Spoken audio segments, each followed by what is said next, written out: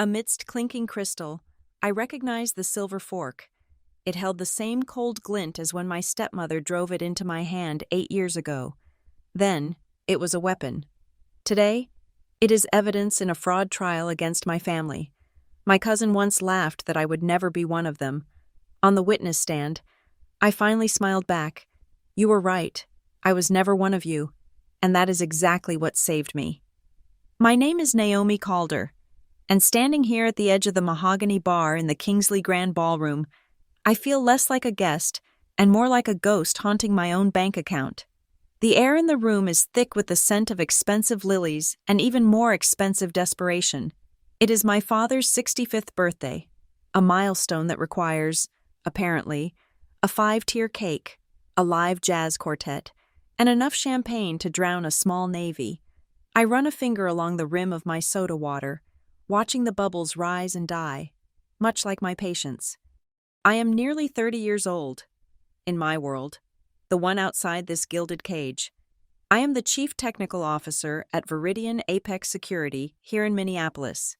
I manage teams of elite hackers, oversee encryption protocols for Fortune 500 companies, and secure assets that make the budget of this party look like pocket change.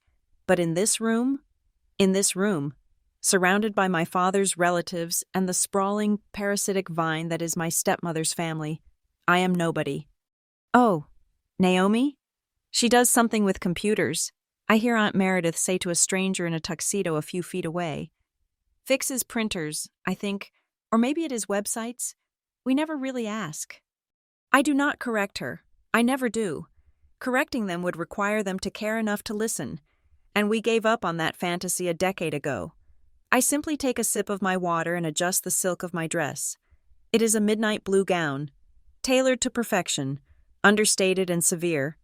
It cost $4,000, but to them, it probably looks like something I picked up off a clearance rack because I am not draped in sequins like Vivian, my stepmother.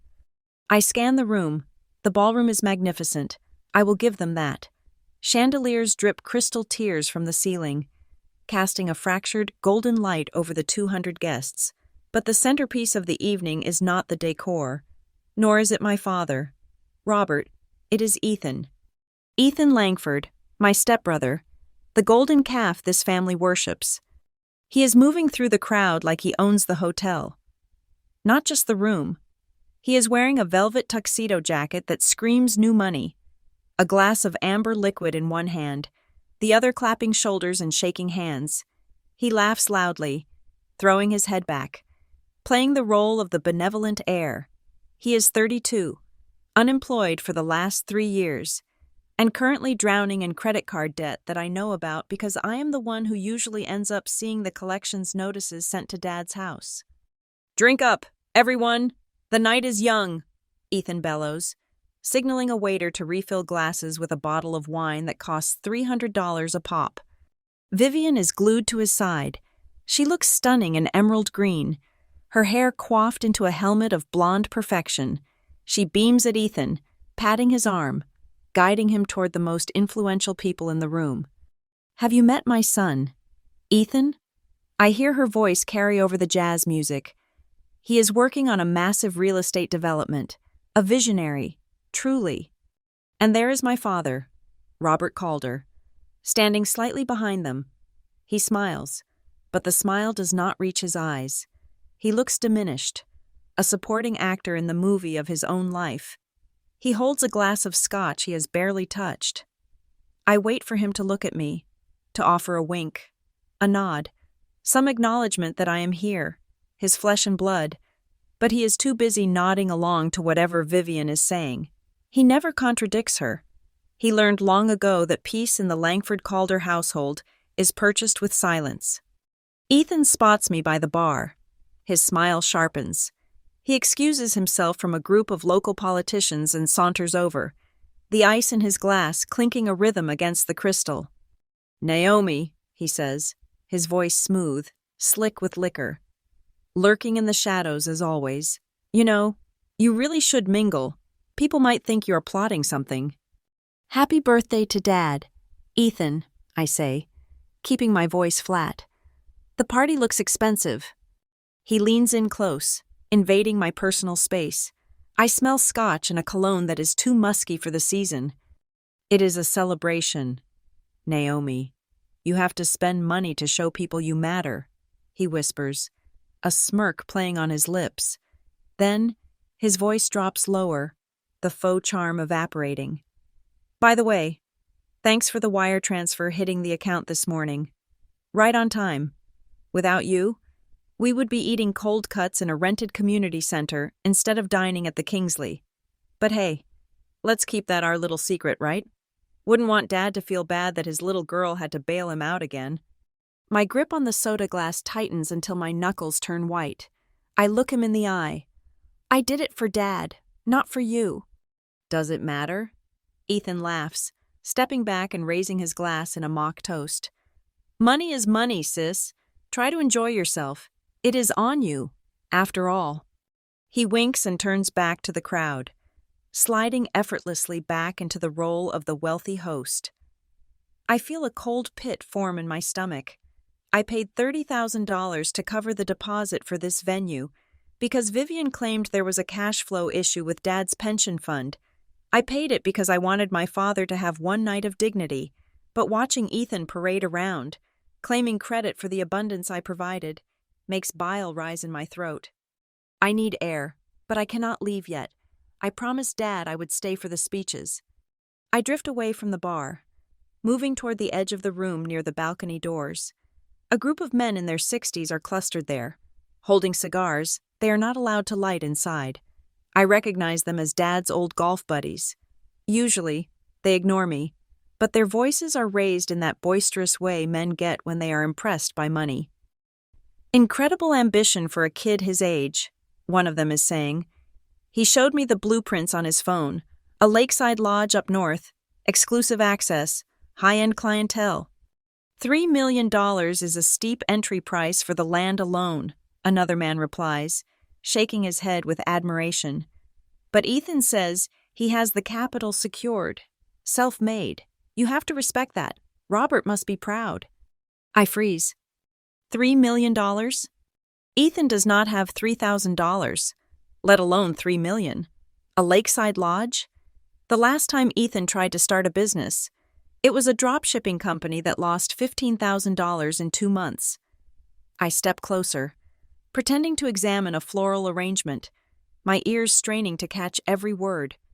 He told me he is closing on the property next week, the first man continues. Said his liquidity is solid. He is just waiting for a final transfer from a silent partner to break ground. A chill that has nothing to do with the air conditioning runs down my spine. A silent partner. Ethan does not have partners. He has victims.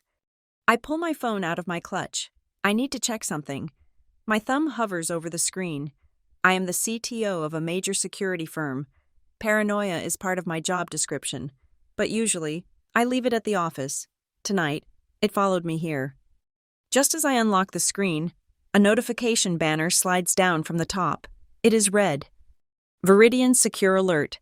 Suspicious activity detected on account ending in 4922. My breath catches. The room seems to tilt. Account 4922. That is not my checking account. That is not the account I use to pay their bills. That is a legacy account. A secondary savings vehicle I set up years ago with a separate routing number. One that I share with only 2 people. My financial advisor, Malik, and my father, for emergency medical use only. I tap the notification. The app loads, the little spinning wheel mocking my racing heart. Attempted login from unrecognized device. Location? The Kingsley Grand, Minneapolis. MN. Time? 8:42 p.m. Right now, someone is trying to access that account right now, from inside this building.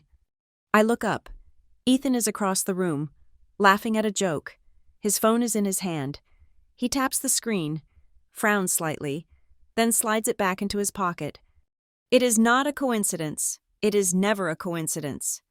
I feel a hand on my elbow. Long, manicured fingers dig into my flesh with a grip that is deceptively strong. Naomi, darling. I turn to see Vivian, up close. Her makeup is flawless. a mask of foundation and powder that hides any trace of aging. Her eyes, however, are cold, blue chips of ice that have never looked at me with anything resembling warmth. "Vivian," I say, pulling my arm away gently but firmly, "you look lovely." "We need to talk," she says. Her voice is sweet, sugary enough to rot teeth, but the steel underneath is unmistakable. "Just for a moment. Family business." She does not wait for an answer. She steers me away from the crowd, toward a secluded alcove near the service entrance. The noise of the party fades slightly, replaced by the humming tension radiating off her. "Is something wrong with Dad?" I ask, though I know that is not it. "Your father is fine. He is having the time of his life," Vivian says, waving her hand dismissively. She leans in, lowering her voice to a conspiratorial whisper. "It is about Ethan. We have a situation, a good situation, a golden opportunity, really." I cross my arms over my chest. "I heard the golf club talking. The Lakeside Lodge?" Vivian's eyes widen slightly. Then she smiles. "Word travels fast. Yes, exactly. It is magnificent. Naomi, 20 acres on the North Shore, a boutique hotel. It is going to put our family on the map. Ethan has done all the legwork, the designs, the permits, everything is ready." "That sounds expensive," I say. "It is an investment," she corrects me. "And that is where you come in." Here it comes, the sting. "We are a little short on the initial liquidity required to secure the deed," Vivian says, her eyes locking onto mine. "The bank is dragging its feet on the approval because of some bureaucratic nonsense with Ethan's credit history. We just need a bridge, a temporary infusion to lock the deal down before someone else buys the land." "How much, Vivian?" I ask. She hesitates, just for a fraction of a second. $2 million. I almost laugh. The sheer audacity of it knocks the wind out of me. $2 million? Vivian, I do not keep $2 million in my pocket. "Do not lie to me. Naomi," she snaps, the mask slipping.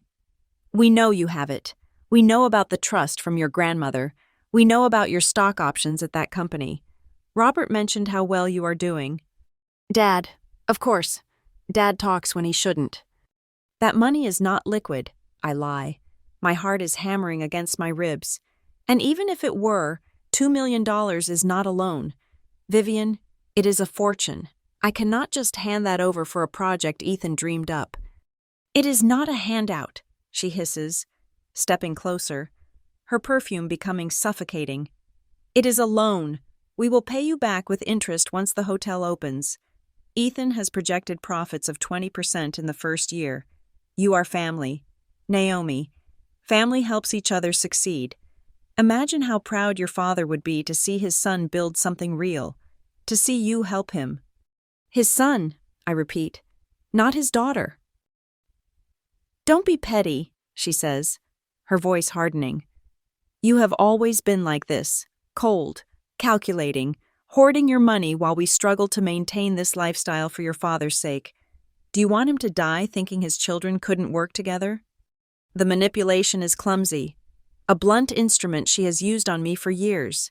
Guilt, obligation, the fear of disappointing a father who is barely present. But tonight, with the red notification still burning on my phone screen in my pocket, something in me snaps. "I paid for this party." "Vivian," I say, my voice trembling with suppressed rage. "I paid $30,000 so you could stand there and drink champagne. I have paid off Ethan's car. I paid for the roof repairs last winter. I am done." Vivian stares at me. Her expression shifts from persuasion to pure, unadulterated malice. "You are refusing?" she asks quietly. "I am refusing. I am not giving Ethan $2 million. Tell him to go to a bank. If his business plan is so solid, they will lend him the money." "You selfish little brat!" She spits the words out. "You have no idea what it takes to keep this family together. You sit in your ivory tower with your computers and your bank accounts, judging us. You think you are better than us?" "I think I am responsible," I counter. "You are nothing," she says, stepping back, smoothing her dress as if my refusal has physically soiled her. You are a guest in our lives. Naomi, you always have been. You do not understand family because you are incapable of loving anyone but yourself. She turns her head, checking to make sure no one is watching, then leans in one last time. We will get that money, she whispers. With or without your permission, Ethan deserves his chance. Do not think you can stop us. She spins on her heel and walks back toward the light and noise of the party, instantly transforming back into the doting wife and proud mother. I stand alone in the shadows of the alcove, my hand clutching my phone. The alert on my screen is still there. Attempted login. They did not just ask, they tried to take. I look at the time. It is 9 o'clock. The party is in full swing. But for me, the celebration is over. The war has begun. I open my banking app. My fingers flying across the screen. I need to move fast. If they are desperate enough to ask for $2 million and bold enough to try hacking my account while I'm standing 50 feet away, then safety is an illusion. I look back at the ballroom. Ethan is raising a glass again, laughing at something my father said. Vivian is by his side, whispering in his ear. They look like a painting of domestic bliss, a perfect, happy family. And I am the enemy at the gate. I take a deep breath. The scent of lilies now smelling like funeral flowers. I will not let them win. Not this time. I slide my phone back into my purse and step out of the shadows, walking not toward the exit, but back into the fray. I need to find out exactly how much they know, and exactly how far they have already gone. Because if Vivian thinks I am just a cold, selfish girl with a computer, she is about to learn exactly what a chief technical officer at a global security firm can do when she is under attack. I walk back toward the dinner tables, my heart still beating a frantic rhythm against my ribs from the confrontation in the hallway. I need to ground myself. I need a moment to breathe before I face the sea of faces again. I reach out to steady myself against the nearest banquet table, and my hand lands on the cold, hard surface of the table setting. My fingers brush against the silverware laid out for the guests. It is a heavy piece of cutlery, sterling silver, polished to a mirror shine, with an intricate floral pattern winding up the handle. The metal is freezing against my skin, shocking me out of the present moment. I look down at it, and suddenly, the ballroom fades. The jazz music dissolves into a dull hum. The smell of expensive lilies is replaced by the heavy, savory scent of roasted turkey, sage stuffing, and the cloying sweetness of candied yams. I am not 30 years old anymore. I am not a chief technical officer. I am 21. It is 8 years ago. The memory hits me with the force of a physical blow, dragging me back to the very first Thanksgiving after my father married Vivian. I had just come home from my junior year at the state university. I was exhausted, smelling of the antiseptic chemicals from the biology lab where I worked part-time for minimum wage just to cover my textbooks. I remember feeling small in my own house, which had been transformed in my absence. The cozy, slightly cluttered dining room I grew up in was gone. In its place was a showroom of beige upholstery, crystal vases, and Vivian's family. They took up so much space. That is what I remember most. Vivian, Ethan, her sister, her niece Madeline, and a few other cousins I had never met. They expanded to fill every corner of the room with their loud voices and their expensive perfumes. My father sat at the head of the table, but he looked like a guest at his own dinner, nodding eagerly at everything Vivian said, desperate to please this new, glamorous tribe he had married into. I was squeezed into a corner seat, the spot usually reserved for children or unexpected guests. I kept my head down, focusing on my plate, trying to make myself invisible. So, Robert tells us you are studying, what was it again? Computers? Madeline asked.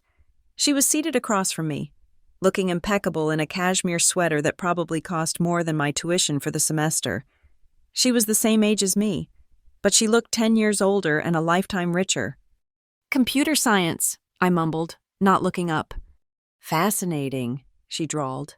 Clearly bored, she turned to Ethan.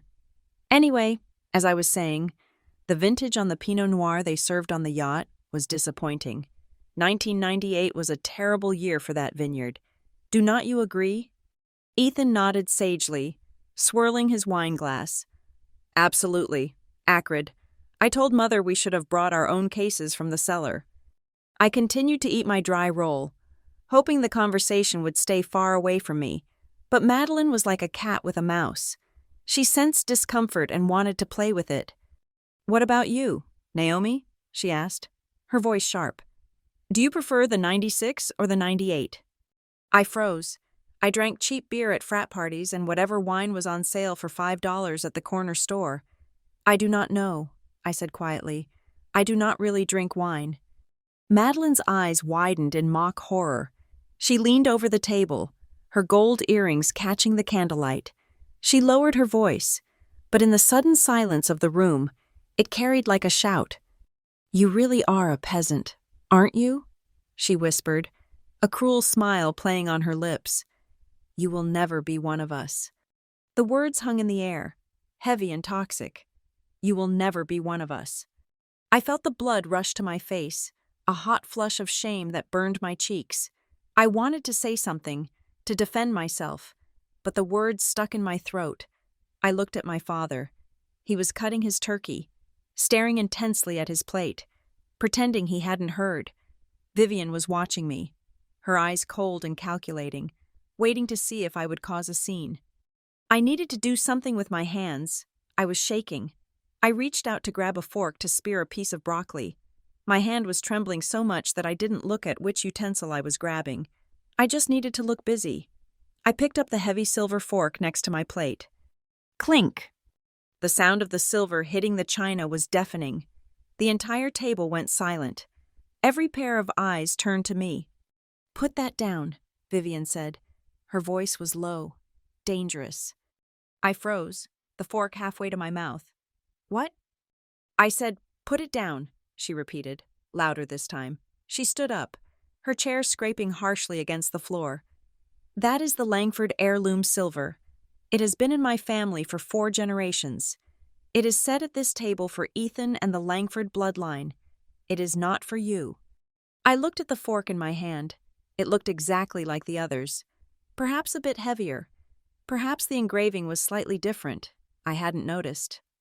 I am sorry, I stammered. I didn't know. You just take, Vivian snapped. She walked around the table, her heels clicking on the hardwood floor like gunshots. That is all you do, Naomi. You come back here from your little public school, eating our food, sleeping in our house, taking up space. You are ungrateful. You are a freeloader. Vivian, please, my father said weakly. He didn't stand up. He didn't look at her. He just stared at his wine glass. It is just a fork. It is not just a fork. Robert, she screamed, spinning on him. It is about respect. It is about knowing your place. She marches in here like she owns the place, using things that do not belong to her, disregarding the value of what we have built. She turned back to me. She was standing right beside me now. I could smell her perfume, heavy and musky, mixed with the scent of the turkey. I shrank back in my chair, terrified. I was 21 years old, technically an adult, but in that moment, I felt like a helpless child. Give it to me, she demanded, holding out her hand. I reached out to hand her the fork. My hand was shaking uncontrollably. As I extended it, the fork slipped from my sweaty fingers and clattered onto the table. Vivian's face twisted in rage. She didn't just pick it up, she snatched it, and then, in a motion so fast I barely registered it, she grabbed my left hand, the hand resting on the tablecloth, and yanked it forward. You clumsy, stupid girl, she hissed. She raised the heavy silver fork and brought it down hard on the back of my hand. Thwack! It wasn't a stab. She used the convex side of the fork, the heavy metal handle and the curve of the tines smashing down onto my knuckles and the thin skin of my hand. The pain was immediate and shocking. It was a dull, crushing sensation that radiated up my wrist. I gasped, yanking my hand back, cradling it against my chest. I looked down. There was no blood gushing, no dramatic wound, but a bright, angry red welt was already rising across my knuckles where the metal had struck bone. The imprint of the floral pattern was stamped into my skin in white and red. The room was dead silent. I looked at my father. Surely now he would stand up. Surely now he would scream. Surely now he would throw them out. Robert Calder looked up. He looked at my red, throbbing hand. Then he looked at Vivian, who was standing there breathing hard, clutching the fork like a weapon. That is enough, Vivian, he said. His voice was a whisper, a plea. You are going a little overboard, honey. That was it, overboard, as if she had just put too much salt in the soup. He didn't check my hand. He didn't yell. He picked up his wineglass and took a long, shaky sip, retreating back into his cowardice. I looked at Ethan. He was covering his mouth with a napkin, but his eyes were crinkled. He was laughing. Next to him, Madeline didn't even bother to hide it. She was smirking, looking at my hand with clinical fascination. Well, Ethan chuckled, breaking the tension. I guess she knows which fork to use next time. Madeline giggled. If she is invited next time. The humiliation hurt far worse than the hand. The physical pain was a throbbing ache, but the emotional evisceration was total. I stood up, my chair falling backward with a crash. I didn't say a word. I couldn't. If I opened my mouth, I would have screamed until my throat bled. I turned and ran. I ran out of the dining room, past the living room with the beige furniture, up the stairs to the guest room, because my old room had been turned into Vivian's yoga studio. I locked the door and sank onto the floor of the bathroom. I turned on the cold water tap and shoved my throbbing hand under the stream. The cold water stung, but it numbed the ache in my bones. I watched the skin turn angry shades of purple and red. I sat there for hours, downstairs. I could hear the murmur of conversation resume. I heard laughter. I heard glasses clinking. They were finishing the meal.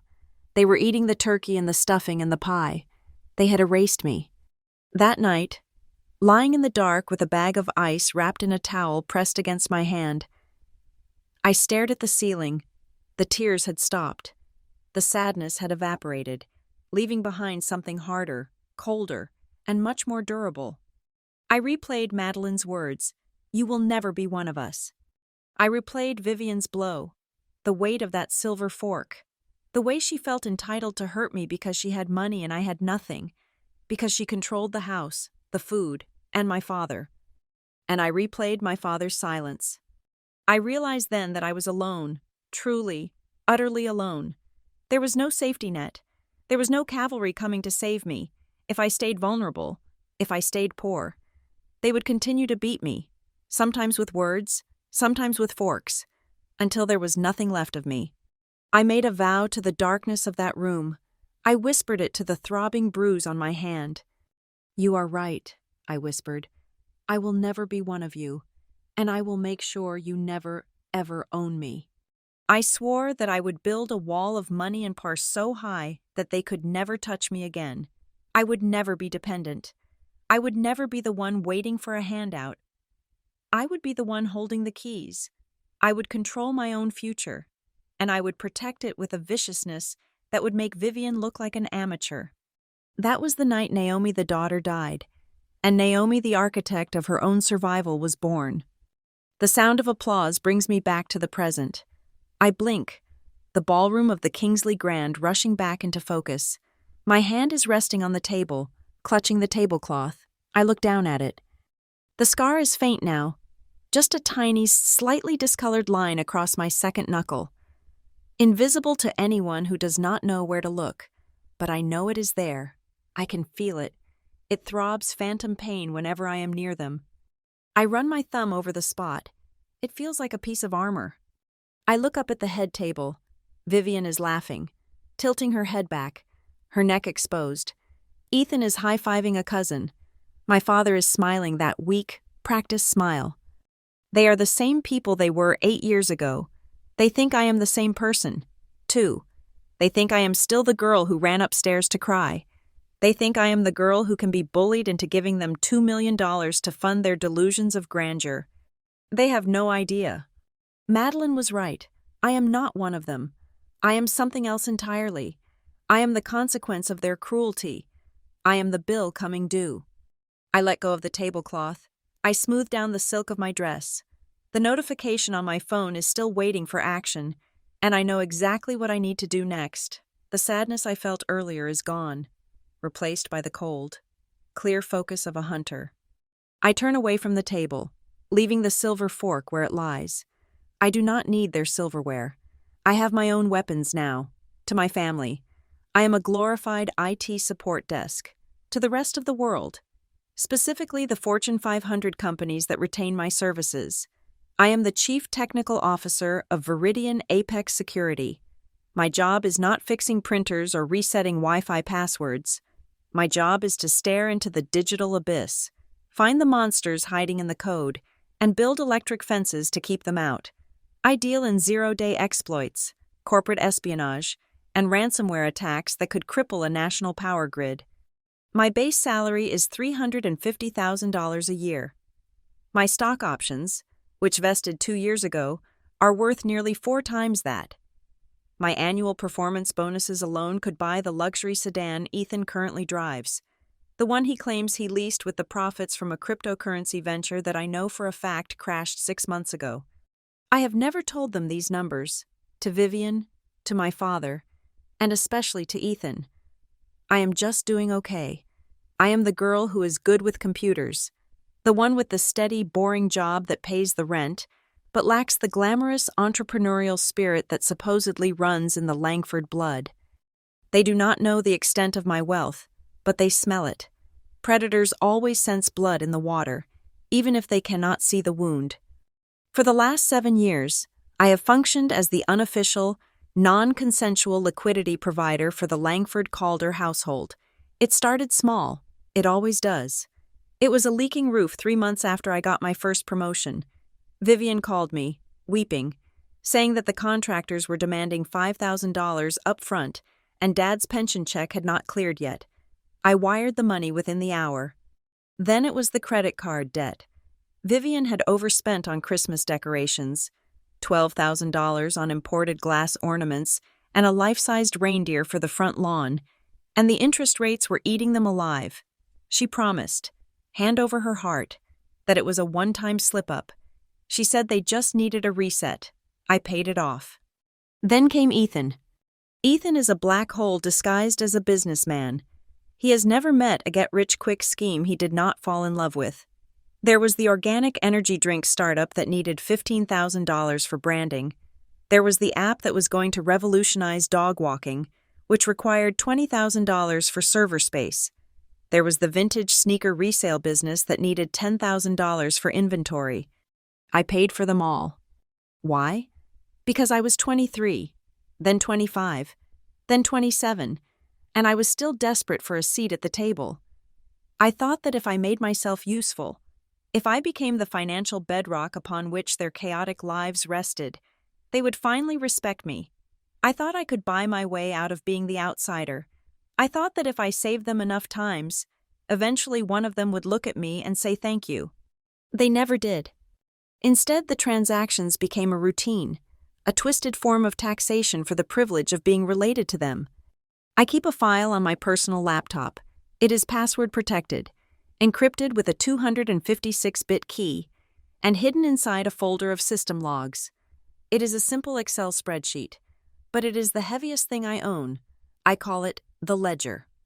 It contains every single cent I have transferred to them since I graduated college. Row 4, $5,600. Reason: Dad's dental surgery, which insurance supposedly didn't cover. Status: unpaid. Row 17, $8,000. Reason: Ethan's legal fees after a DUI that they told the neighbors was a parking dispute. Status: unpaid. Row 32, $4,000. Reason: Vivian's spa weekend to recover from the stress of planning a charity gala she was not actually hosting. Status: unpaid. I have stared at this spreadsheet late at night, the blue light of the screen illuminating my apartment, watching the sum at the bottom grow. It is currently sitting at $482,550. That is nearly $500,000. That is a house. That is a retirement fund. That is a life. And I handed it over, piece by piece, to people who cannot even remember my job title. The irony, sharp and bitter as lemon juice, is how the narrative plays out in public. At every Thanksgiving, at every Christmas, at every birthday party, like the one tonight, Vivian holds court. She wraps her arm around Ethan and introduces him as the family's visionary. He is a serial entrepreneur, she tells the guests. He is taking big risks. He is going to be the next Elon Musk. And then she gestures to me, usually standing in the corner holding a drink I bought myself, and gives a tight, patronizing smile. And this is Naomi, she says. She is very steady. She works in IT. It is a bit dry, but it suits her. Steady, dry, the wallet. While Ethan plays the part of the wealthy heir, wearing suits I paid for, driving a car I subsidized, drinking wine I bought, I am the one sweating over the details. I am the one waking up at 4 a.m. to check the markets. I am the one managing a team of 50 engineers. I am the one building a legacy of competence and security. But about 6 months ago, something snapped. It was not a big dramatic moment. It was a Tuesday. Ethan had called me asking for $3,000 to fix a mistake he made with a vendor. He didn't ask how I was. He didn't say hello. He just sent a text. Need $3K.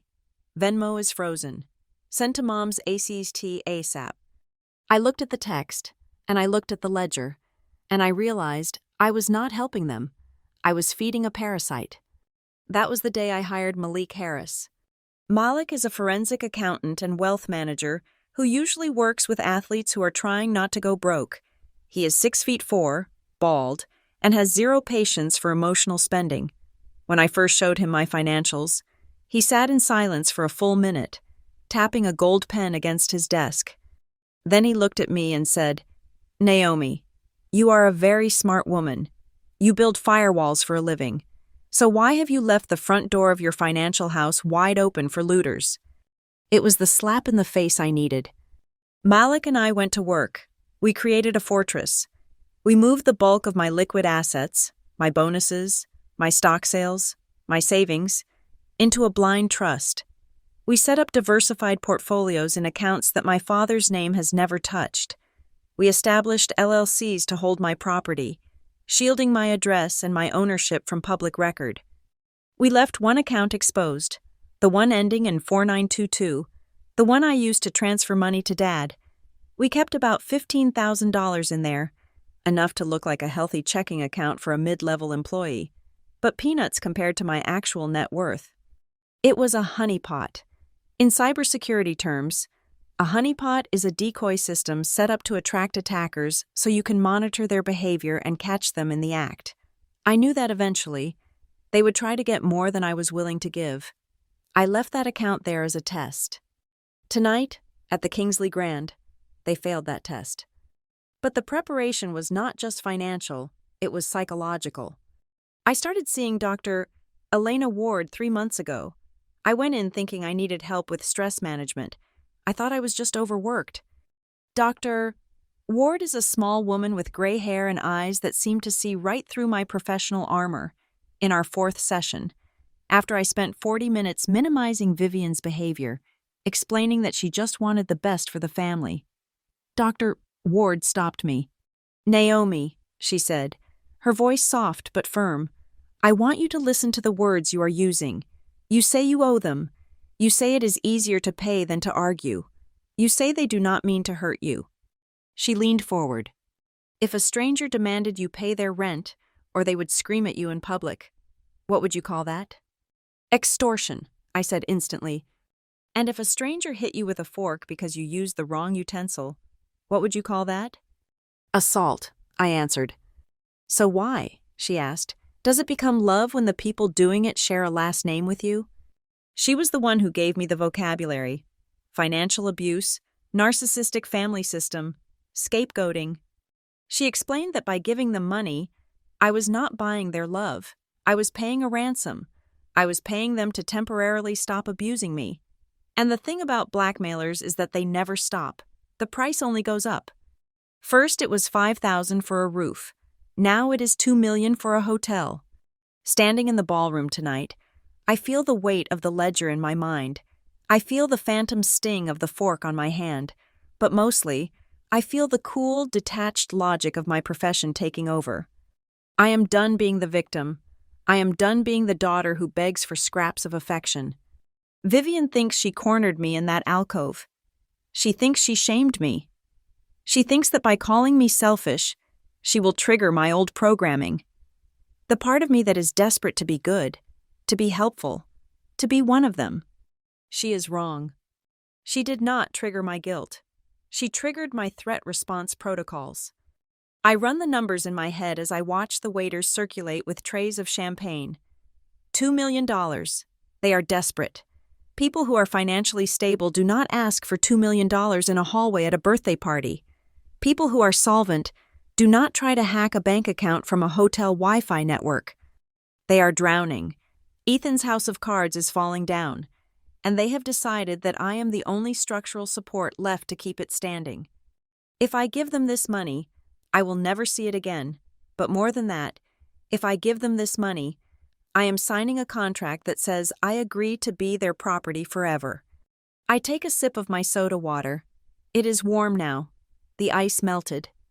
Malik had warned me this day would come. He told me, Naomi, the moment you cut off the supply, the addict will turn violent. Be ready. I am ready. I have the IP logs on my phone. I have the timestamps. I have the ledger backed up on 3 different cloud servers. I have the emails from Ethan begging for loans. I have the voicemails from Vivian guilt-tripping me. They think they are playing a game of intimidation. They think they are the sharks, and I am the little fish swimming in their tank. But they have forgotten what I do for a living. I hunt sharks. I look at my phone again. I have a message from Malik. Security protocol active. Assets locked. Do you want to proceed with the notification to legal? I type back 2 letters. Go. Then I put the phone away. I smooth the front of my dress. I am not going to leave the party. I am not going to hide in the bathroom like I did when I was 21. I'm going to stay. I'm going to eat the cake. I'm going to smile at the guests. And I'm going to watch them slowly realize that the ATM is not just out of order, it is armed. The request for $2 million was not a business proposal. It was an act of war. And for the first time in my life, I am not fighting to be let in. I am fighting to burn the bridge down, and I'm going to make sure they are the ones standing on it when it falls. The air in the private parlor is stagnant, smelling of old dust and lemon polish, a sharp contrast to the circulating ventilation of the ballroom. Vivian closes the heavy oak doors, cutting off the sound of the jazz band and the chatter of 200 guests. The silence that follows is sudden and ringing. Ethan is already inside. He is standing by a small, round table where he has spread out a series of glossy architectural renderings and a thick stack of bound documents. He looks like a child playing executive, his tuxedo jacket unbuttoned, his hands resting on the table in a pose he undoubtedly copied from a magazine cover. Please, sit down, Naomi, Vivian says, gesturing to a velvet armchair. It is not a request. I remain standing. I want my exit route clear. I can't stay long. Vivian, people will notice we are missing. Let them notice, Ethan says, flashing a grin that is all teeth and no warmth. This is bigger than a birthday party. This is legacy stuff. Naomi, sit. I do not sit. I cross my arms, pressing my clutch against my ribcage where I can feel the hard rectangular outline of my phone. Show me what you have, Ethan. Ethan's eyes light up. He taps the documents with a manic energy. The Lakeside Lodge. I know. The name is a placeholder. We are thinking something more boutique, like the Langford Retreat or Azure Shore. But look at this location. He shoves a rendering toward me. It shows a sprawling modern structure made of glass and timber, perched on the edge of a pristine lake. It looks beautiful. It also looks like it costs $10 million to build. Not the $3 million he was bragging about earlier. I have the land contract ready to sign, Ethan says, his voice speeding up, pitching into the rhythm of a salesman who knows his product is defective. The seller is distressed. We are getting it for pennies on the dollar. $3 million for the acquisition and initial renovation. I have run the numbers. Naomi, we are looking at 60% occupancy in the first quarter alone.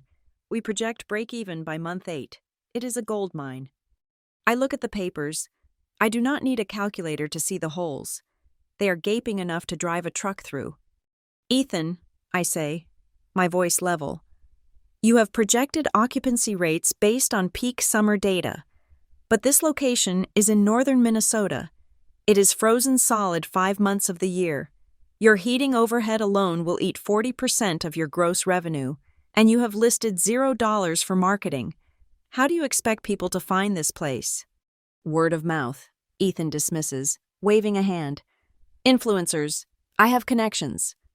Connections do not pay utility bills, I counter. And your construction estimate is laughable. You have allocated $500,000 for a full structural renovation?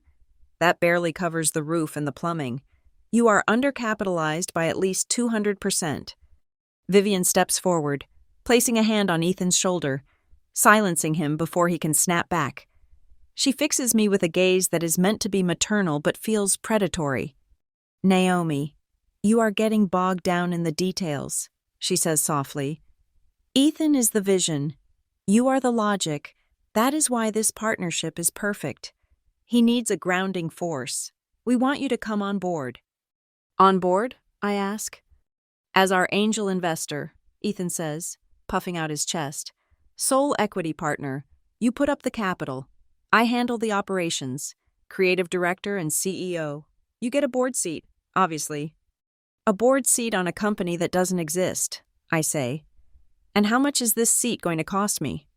Vivian and Ethan exchange a look. It is a quick micro-expression of shared conspiracy.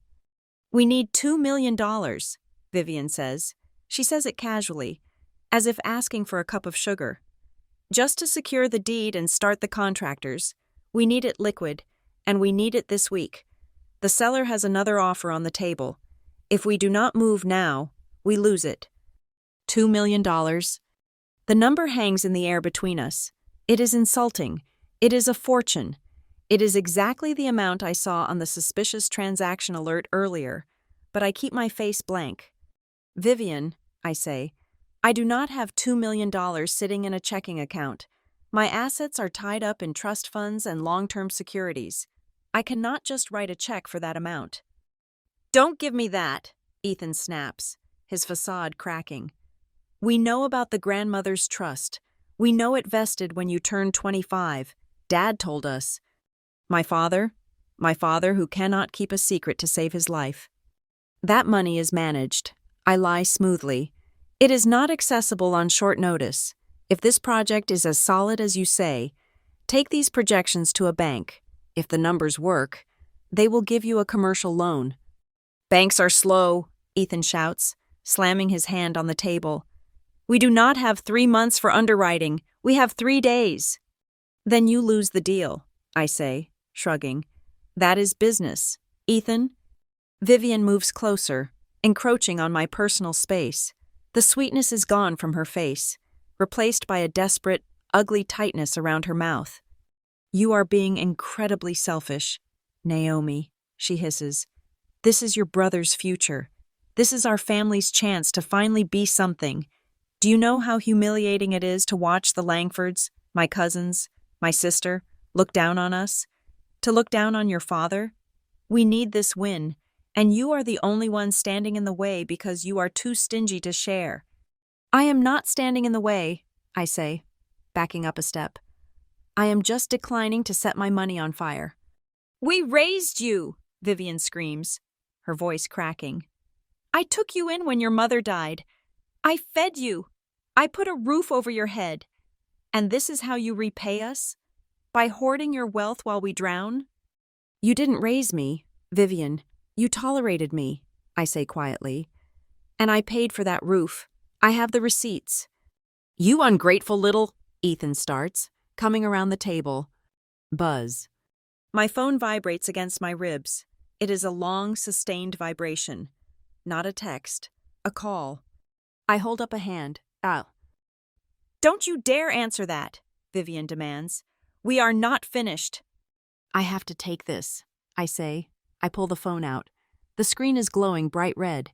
The caller ID says Malik Harris, urgent. I slide the answer bar and put the phone to my ear, keeping my eyes locked on Ethan. Naomi, Malik's voice is tight, clipped, and completely devoid of his usual calm. We have a problem, a big one. Are you somewhere secure? I am at the party, I say. What is it, Malik?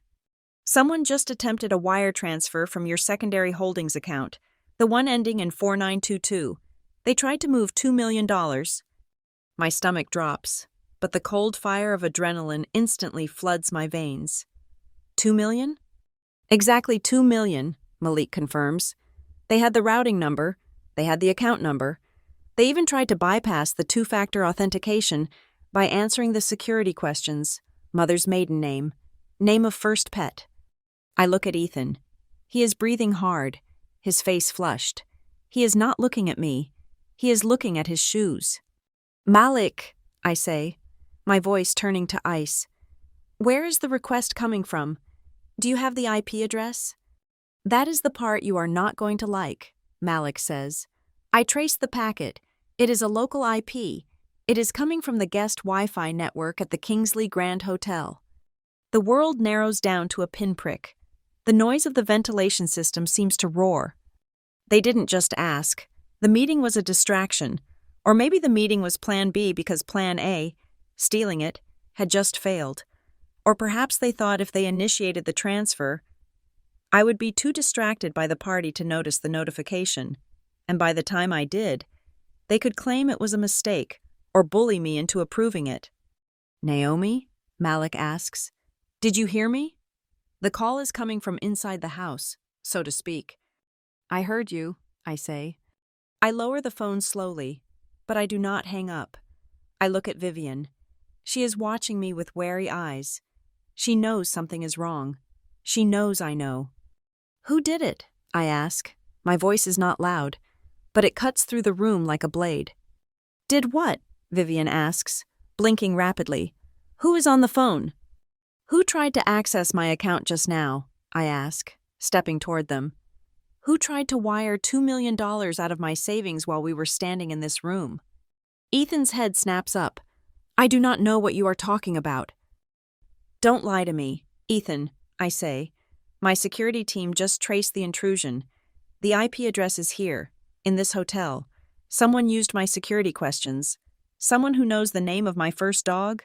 Someone who knows my mother's maiden name.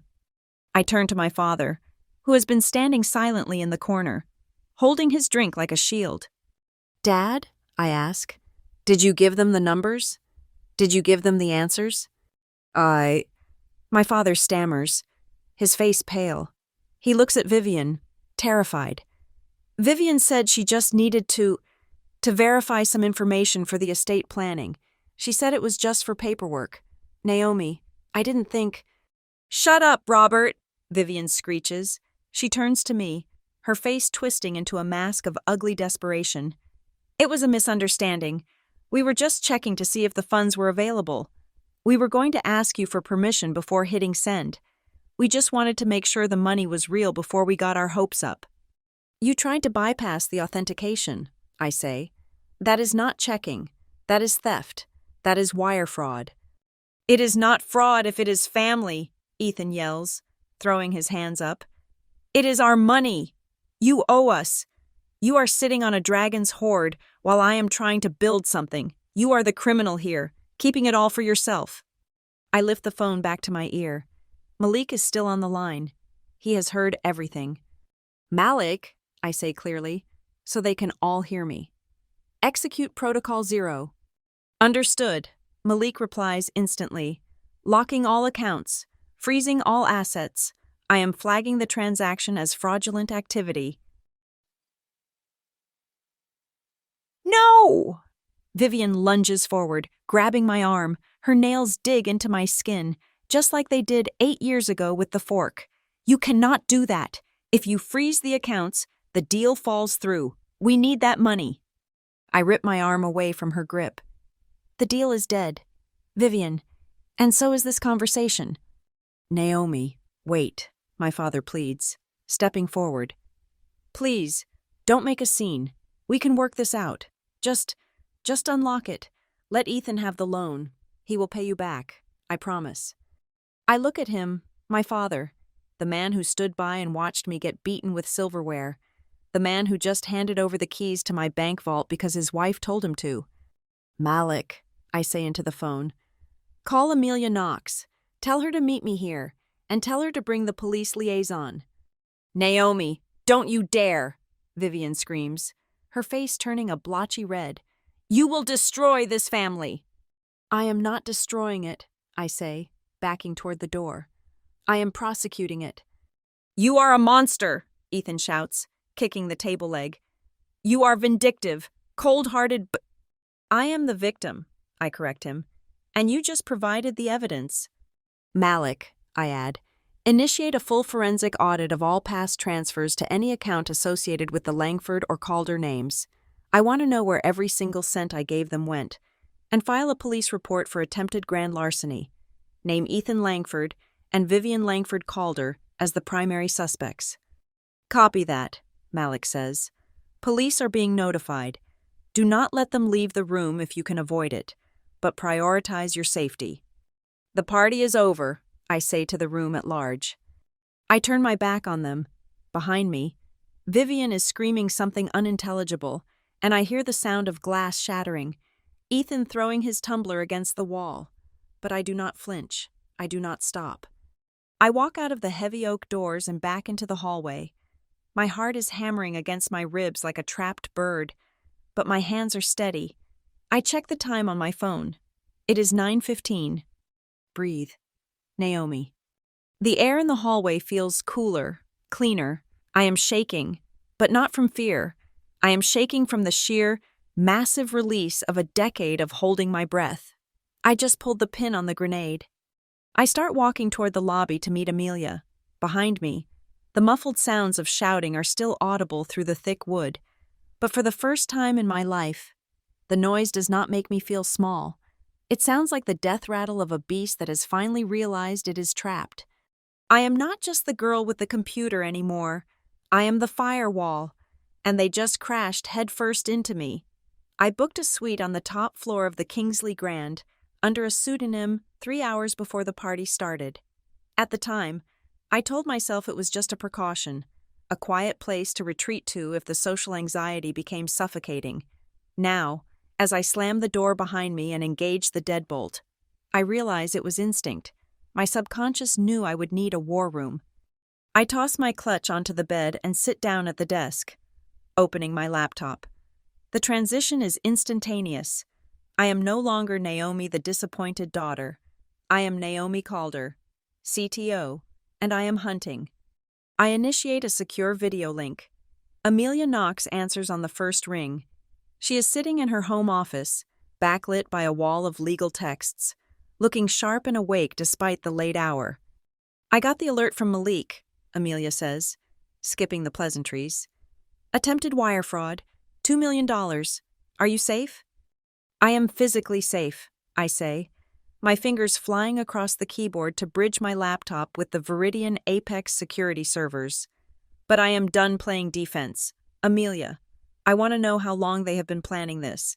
I am uploading the raw logs from the intrusion attempt now. Can you patch in my forensic team? Done, Amelia says. I have your lead analyst, Sarah, on the line as well. A second window pops up.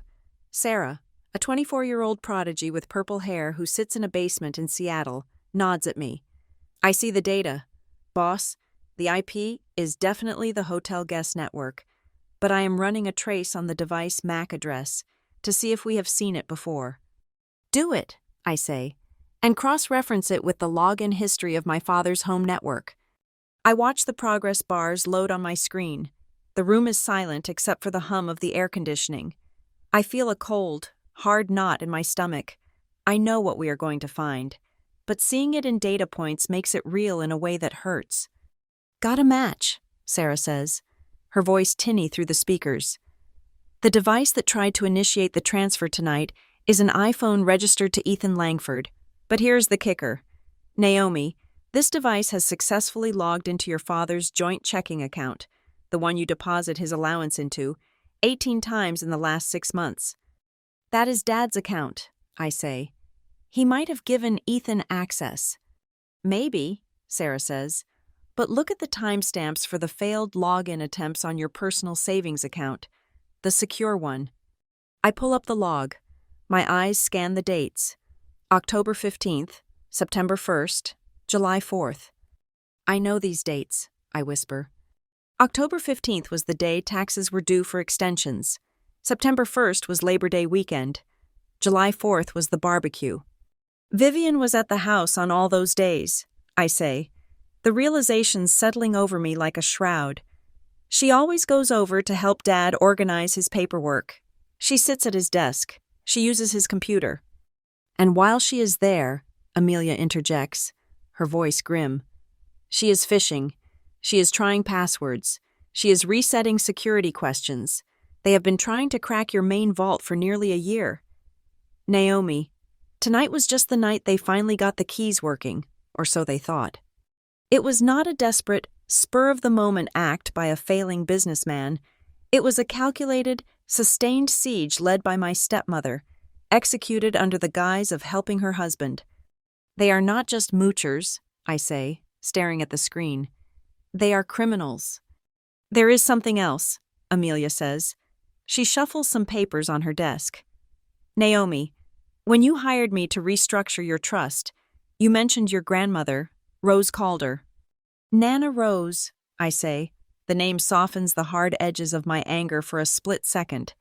She died when I was 19. You told me she left you nothing because of a legal complication, Amelia says. You said Vivian told you the estate was insolvent. That is what they told me, I confirm. Vivian said Nana Rose had hidden debts. They said the house had to be sold to pay off creditors, and there was nothing left for a trust fund. I was in college. I didn't know how to check. I just believed them. Amelia holds up a document to the camera. I did some digging while you were at the party. I pulled the probate records from the county archives. Nana Rose didn't die in debt. Naomi, her estate was valued at $450,000 in liquid assets, plus the house. The air leaves my lungs. $450,000. When I was 19, I was eating instant noodles and working double shifts at the lab to pay for textbooks. That money would have changed my entire life. Where did it go, I ask, my voice trembling. It went into a holding trust, Amelia explains. The executor of the estate was a man named Gerald Fitzpatrick. Do you know him? No, I say. I do, Sarah chimes in. Running a background check now. Gerald Fitzpatrick, disbarred 2 years ago for ethics violations. And, bingo, he was a fraternity brother of Vivian's brother in college. They are Facebook friends. They go on fishing trips together. The trust documents state that the beneficiary was the grandchildren of Robert Calder, Amelia continues. But there is an addendum here. It defines grandchildren as any legal descendants living in the household at the time of distribution, and it gives the executor full discretion to determine needs-based payouts. They cut me out, I say. They used a loophole. It is worse than a loophole, Amelia says. I think it is forgery. Look at the date on the addendum. She shares her screen. The document is a scanned PDF of the will. The main text is typed in a standard font from 2010. The addendum, however, looks slightly different. The alignment is off by a millimeter, and the date at the bottom is signed 3 days before Nana died, when she was in a coma in the hospice ward. She couldn't have signed this, I say, tears pricking my eyes. She was unconscious for a week before she passed. I was there holding her hand. She couldn't even squeeze my fingers, let alone sign a legal document redefining her heirs. Sarah, I say, my voice hardening into steel, I want the metadata from that scanned file. If that document was created digitally, there is a footprint. Way ahead of you, Sarah says. The clicking of her keyboard sounds like machine gun fire. I am accessing the metadata of the public record version. Okay, here we go. The PDF was created on June 12th, 2014. Nana died in May, I say. Exactly. Amelia says. The document was created a month after she died. They forged the addendum, backdated it, and filed it with the help of their corrupt lawyer friend. I lean back in my chair, looking at the ceiling. A laugh bubbles up in my throat, but it is a dark, jagged sound. They stole it, I say. They stole everything. It wasn't just the money I lent them over the years. They stole my inheritance before I even knew I had one. That house. Nana told me she wanted me to have that house. She said it was my safe place. I close my eyes. I can see the silver fork again. I can feel the pain in my hand. But now, another memory overlays it. Nana Rose brushing my hair. Nana Rose telling me, "You are the smart one, Naomi. You are the strong one. Don't let them break you." They tried. God, they tried so hard. They took her money. They took her house. They tried to take my dignity. And tonight, they tried to take the future I built from the ashes of what they left me. I open my eyes. The sadness is gone. It has been incinerated by a white-hot rage that feels purer and more powerful than anything I have ever felt. Amelia, I say, I do not just want to stop the transfer. I do not just want to sue for the loans. What do you want to do? Amelia asks, leaning forward. I want to burn it down, I say.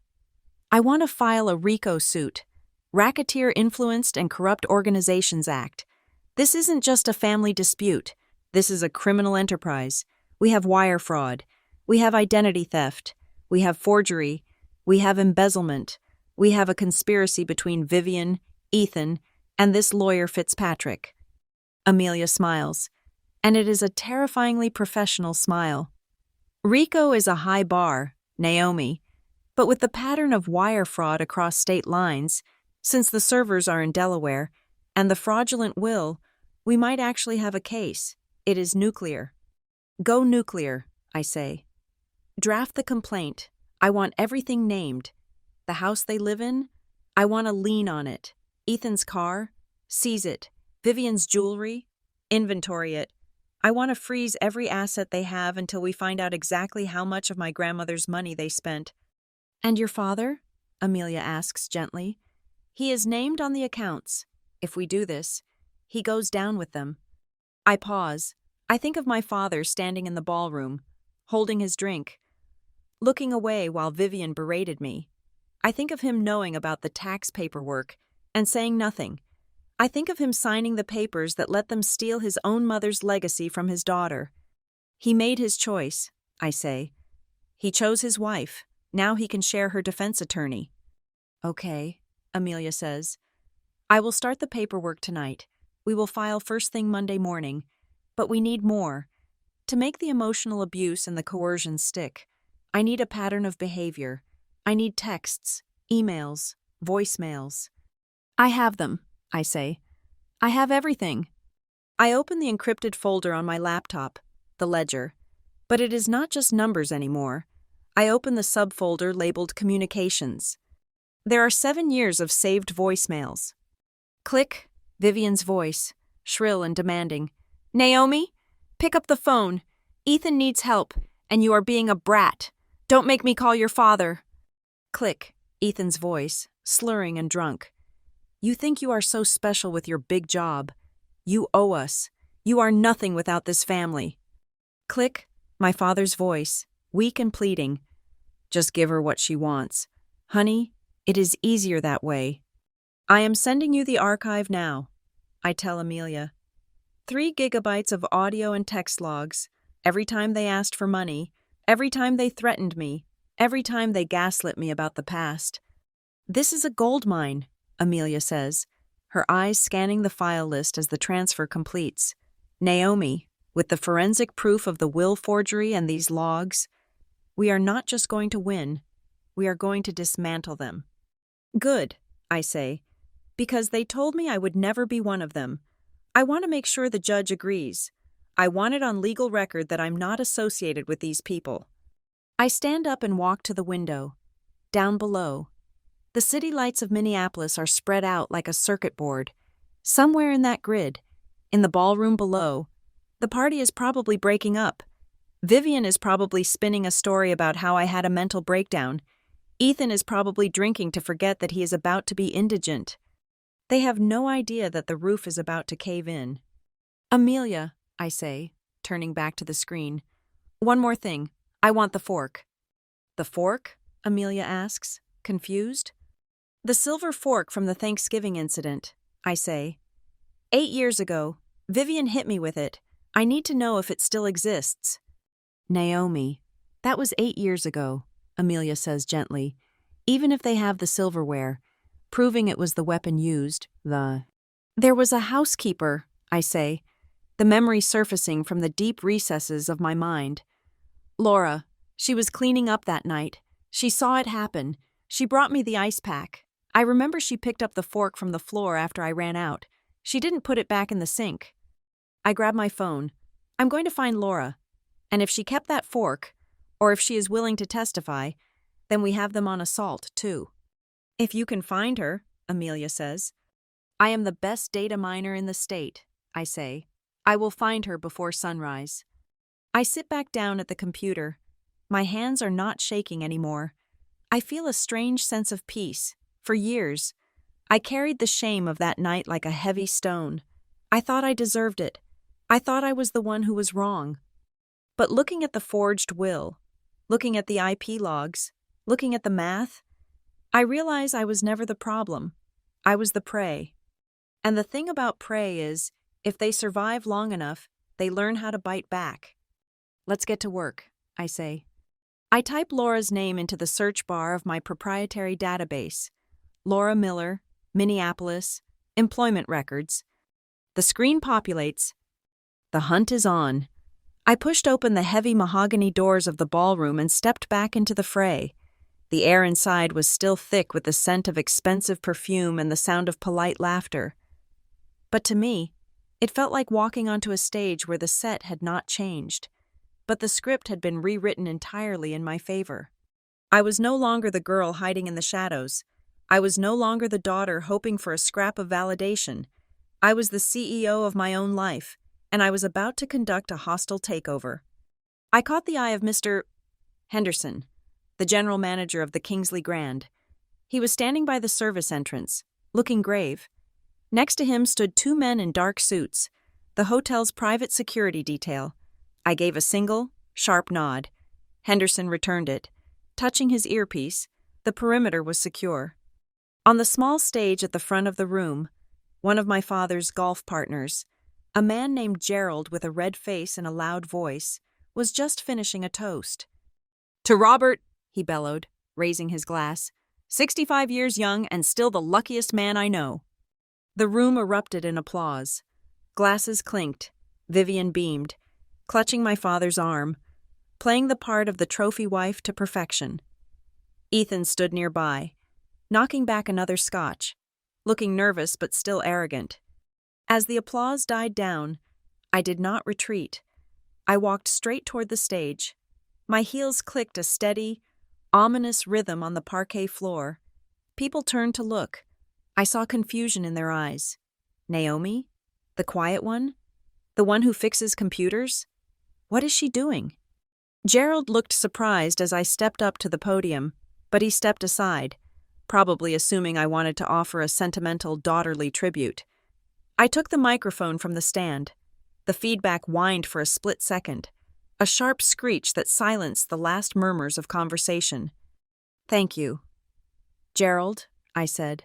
My voice was calm, amplified to fill every corner of the room. That was lovely, but I think we have had enough toasts tonight. I would like to have a conversation instead. I looked down from the stage. I locked eyes with Vivian. Her smile faltered, the corners of her mouth twitching. Naomi, darling, she called out, her voice tight. Maybe this isn't the time for speeches. We have the cake cutting coming up. The cake can wait. Vivian, I said, this concerns the family. Specifically, it concerns the $2 million you and Ethan tried to wire out of my personal savings account 45 minutes ago. The silence that fell over the room was absolute. It was heavier than the silence at the dinner table 8 years ago. This was the silence of 200 wealthy people realizing they were witnessing a train wreck. Vivian let out a high, forced laugh. She looked around at the guests, waving her hand dismissively. "Oh, Naomi, you have had too much wine. You are imagining things. A wire transfer? Don't be ridiculous. It must be a bank error." "A bank error," I repeated. "Of course," she said, her eyes pleading with me to stop, promising retribution if I didn't. "Technology acts up all the time. You of all people should know that. Let's go discuss this in the hallway. Sweetie." "I do not think so," I said. I reached into my clutch and pulled out a small remote control. I had synced my phone to the hotel's audiovisual system 10 minutes ago from my suite. "If it is a bank error," I said, "then it is a very specific one." I pressed the button. The large projection screen behind me, which had been displaying a slideshow of Dad's childhood photos, suddenly flickered. The image changed. It was now a high-resolution screenshot of a server log. "This is a digital footprint," I explained to the room, acting as if I were giving a keynote presentation at a tech conference. At 8:42 p.m., a device attempted to access my secure holding account.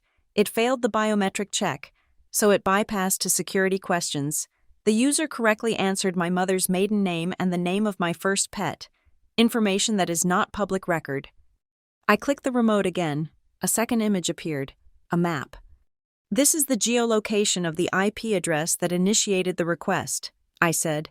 "As you can see, the signal originated from the Kingsley Grand Guest Wi-Fi network, specifically, the node servicing this ballroom." Ethan turned pale. He looked like he was going to be sick. He took a step back, bumping into a waiter and nearly knocking over a tray of empty flutes. "And finally," I said, clicking the remote a third time, "this is the device ID." The screen displayed a string of numbers and letters, followed by the registered owner name, Ethan Langford, iPhone 15 Pro. A gasp rippled through the crowd. I saw Aunt Meredith cover her mouth. I saw the golf buddies exchanging wide-eyed glances. "Naomi!" My father's voice cracked like a whip. He stepped forward. His face flushed a deep, angry crimson. "That is enough. You are making a scene. You are embarrassing the family." "I am embarrassing the family?" I asked, looking at him with genuine curiosity. "Dad, your wife and your stepson just tried to steal $2 million from me, in this room, while eating the food I paid for." "We can talk about this at home," he shouted, moving toward the stage as if to physically pull me down. "Get down from there right now." "No," I said. "We are not going home, and we are not talking in private anymore. I tried that. For 10 years. I tried that. And you know what happened? You let them bleed me dry." "Naomi, please," Vivian cried out, playing the victim now, tears streaming down her face. "I do not know what these pictures are. You are hacking us. You are trying to frame Ethan because you are jealous. You have always been jealous of him." "Jealous?" I laughed. It was a cold sound. "Of what? His debt? His failed businesses?" I signaled to Mr. Henderson. The manager stepped into the light, looking uncomfortable but professional. "Mr. Henderson," I said into the microphone, "can you confirm the security report regarding the Wi-Fi usage?" Henderson cleared his throat. "Yes, Ms. Calder. Our IT department flagged a high-risk intrusion attempt originating from the ballroom network at 8:42. We have preserved the logs for law enforcement." Vivian stopped crying instantly. Her face went slack. Before she could invent another lie, the double doors at the back of the room swung open with a heavy thud. Amelia Knox walked in. She was not dressed for a party. She was wearing a charcoal power suit, carrying a thick leather briefcase.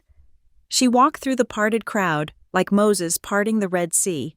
2 uniformed police officers followed a few steps behind her, stopping at the perimeter of the room.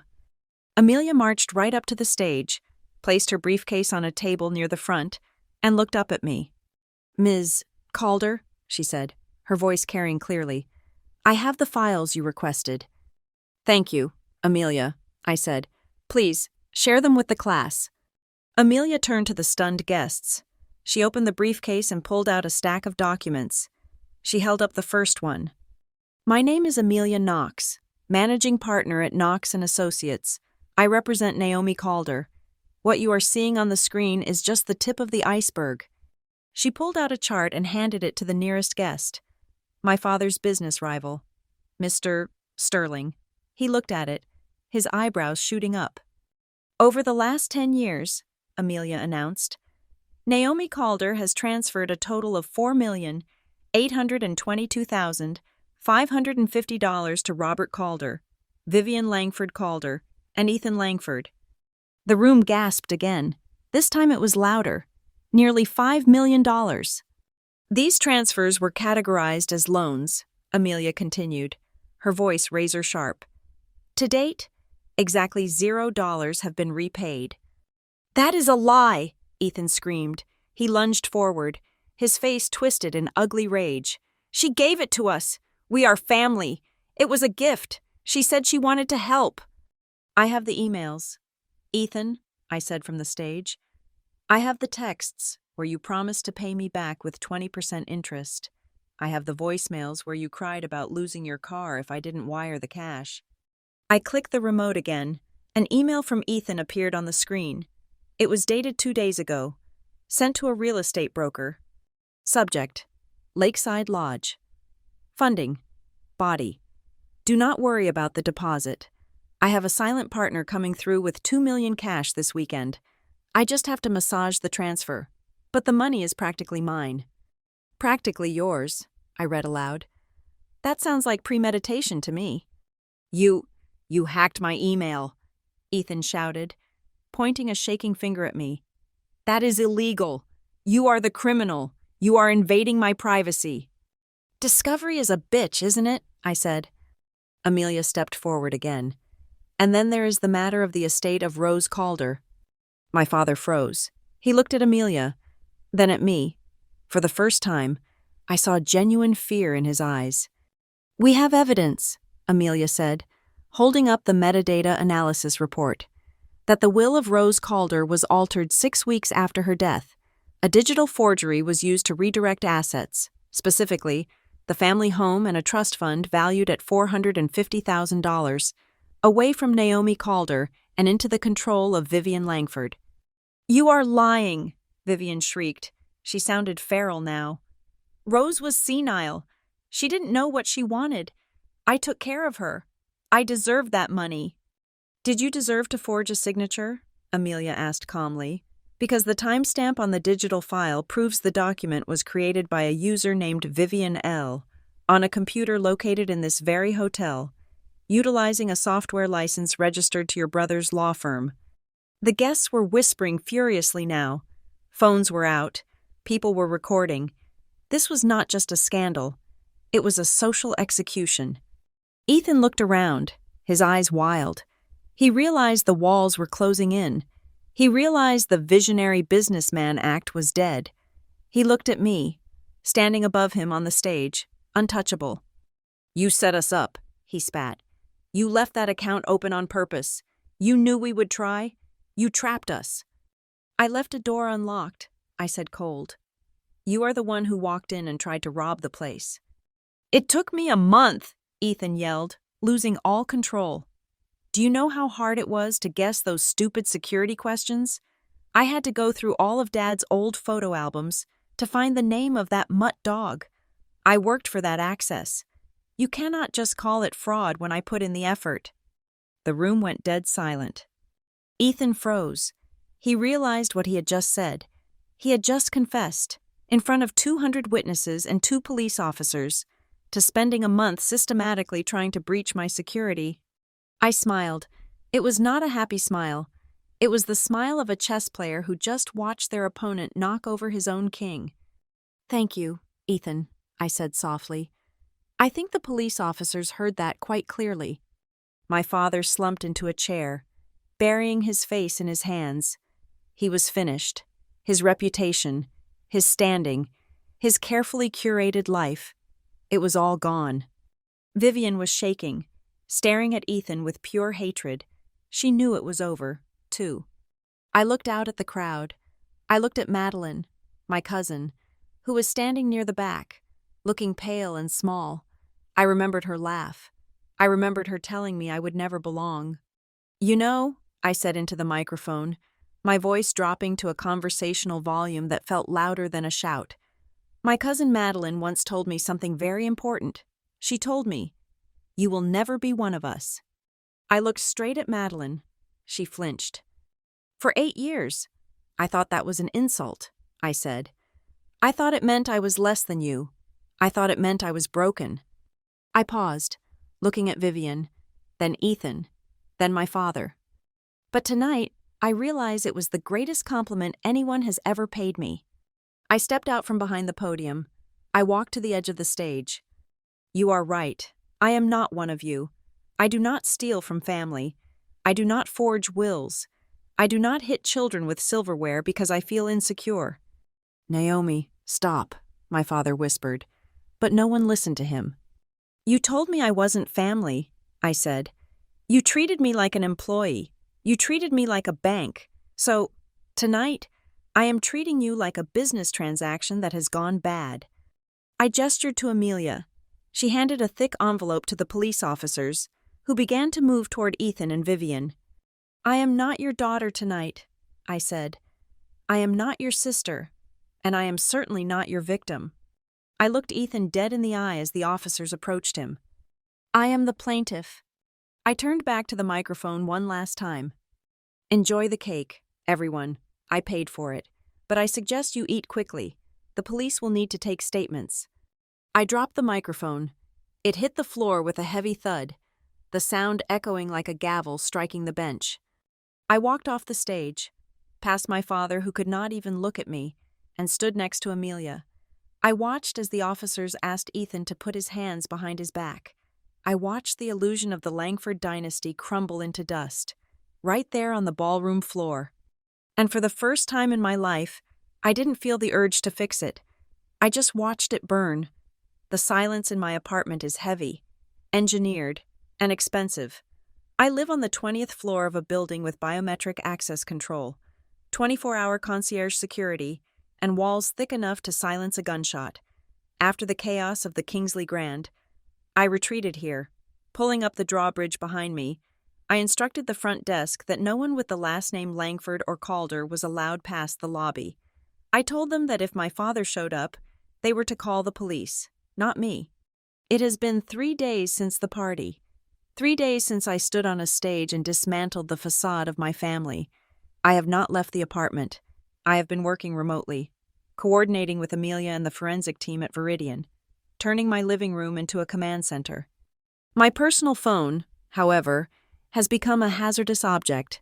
I keep it on the coffee table, face down, on silent mode, but the screen lights up every few minutes, a relentless strobe light of desperation.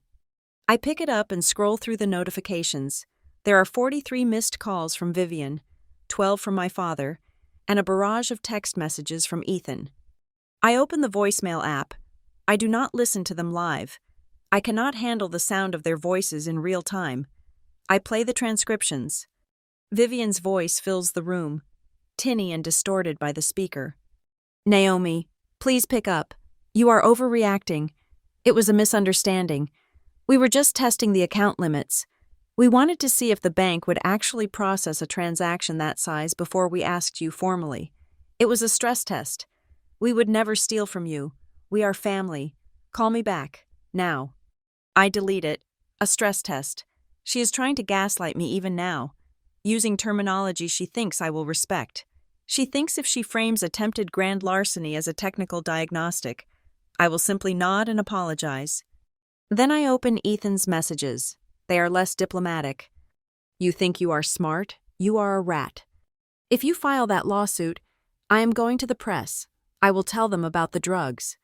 I will tell them you were in rehab in college. I will tell them you hit mom first. I will make you look like a psycho." I stare at the screen. I have never touched illegal drugs in my life. The only time I was ever in a hospital in college was when I had appendicitis. But the lie makes my skin crawl. Ethan knows that in my industry, reputation is currency. He is threatening to burn my career down if I do not let him steal my money. It is not just a threat. It is blackmail. I take a screenshot. I forward it to Amelia with a note. Add this to the file. Extortion. Then, a new message pops up. It is from my father. Coffee. Just us. Please. Naomi, I am begging you. My heart cannot take this. I stare at the words. My heart. He always uses his health as a shield. Whenever Vivian went too far, whenever the tension in the house got too high, he would clutch his chest or complain of palpitations, and we would all freeze. Terrified we would kill him if we continued the argument. It was the ultimate silencer. But I need to see him. I need him to say it to my face. I reply, the daily grind on 4th Avenue. 1 hour. If Vivian or Ethan are there, I leave immediately.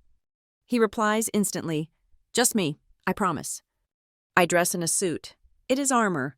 I pull my hair back. I check the recording app on my phone. It is a proprietary application we developed at Veridian, designed to capture high-fidelity audio even from inside a pocket or a bag. I activate it and slide the phone into my blazer pocket, the microphone facing out. The coffee shop is neutral ground. It is busy, loud with the sound of espresso machines and chatter. I spot my father in a booth at the back. He looks 10 years older than he did at the party. His skin is gray. His shoulders slumped. He is stirring a cup of black coffee with a trembling hand. When he sees me, he tries to smile, but it is a grimace. Naomi, he says, half rising. Thank you for coming. I do not sit immediately. I scan the room. No sign of Vivian. No sign of Ethan. I sit down opposite him, keeping my distance. I am recording this conversation, Dad, I say. He flinches. Naomi, is that necessary? We are father and daughter. We are opposing parties in a potential criminal investigation, I correct him. So yes, it is necessary. Why did you want to see me? He sighs, a long, rattling sound. You have to stop this. Naomi, the police came to the house yesterday. They questioned Vivian for 3 hours. They took Ethan's laptop. The neighbors were watching. It is humiliating. You should have thought about the neighbors before you let your wife forge a will, I say. She didn't forge it, he protests, but his voice is weak. She just corrected it. Your grandmother was confused at the end. Vivian knew what Rose really wanted. She wanted the family to be taken care of, all of us. Nana Rose left that money to me, I say. Specifically to me. Vivian backdated a document to steal $450,000 in a house. That is a felony. Dad, it was for the family, he hisses, leaning across the table. We were drowning. Naomi, the business was struggling. The house needed repairs. Vivian just moved some assets around so we could survive. She intended to pay it back eventually. Eventually, I repeat. Just like the loans? Just like the credit cards? Money is fluid, he says, waving his hand. It comes and goes, but family is blood. You are destroying your brother's life over numbers on a screen. He is not my brother, I say cold. And they are not just numbers. It is my life. It is the safety net Nana tried to give me, and you let them cut it. I lean in closer. This is the moment. I need him to say it. Dad, look at me. He looks up, his eyes watery. Did you give Vivian the login to my bank account? I ask. Naomi? Yes or no? She asked for it, he says, his voice cracking. She said she needed to verify the routing number for the estate taxes. She said it was just a formality. So you gave her my password? I gave her the book, he whispers.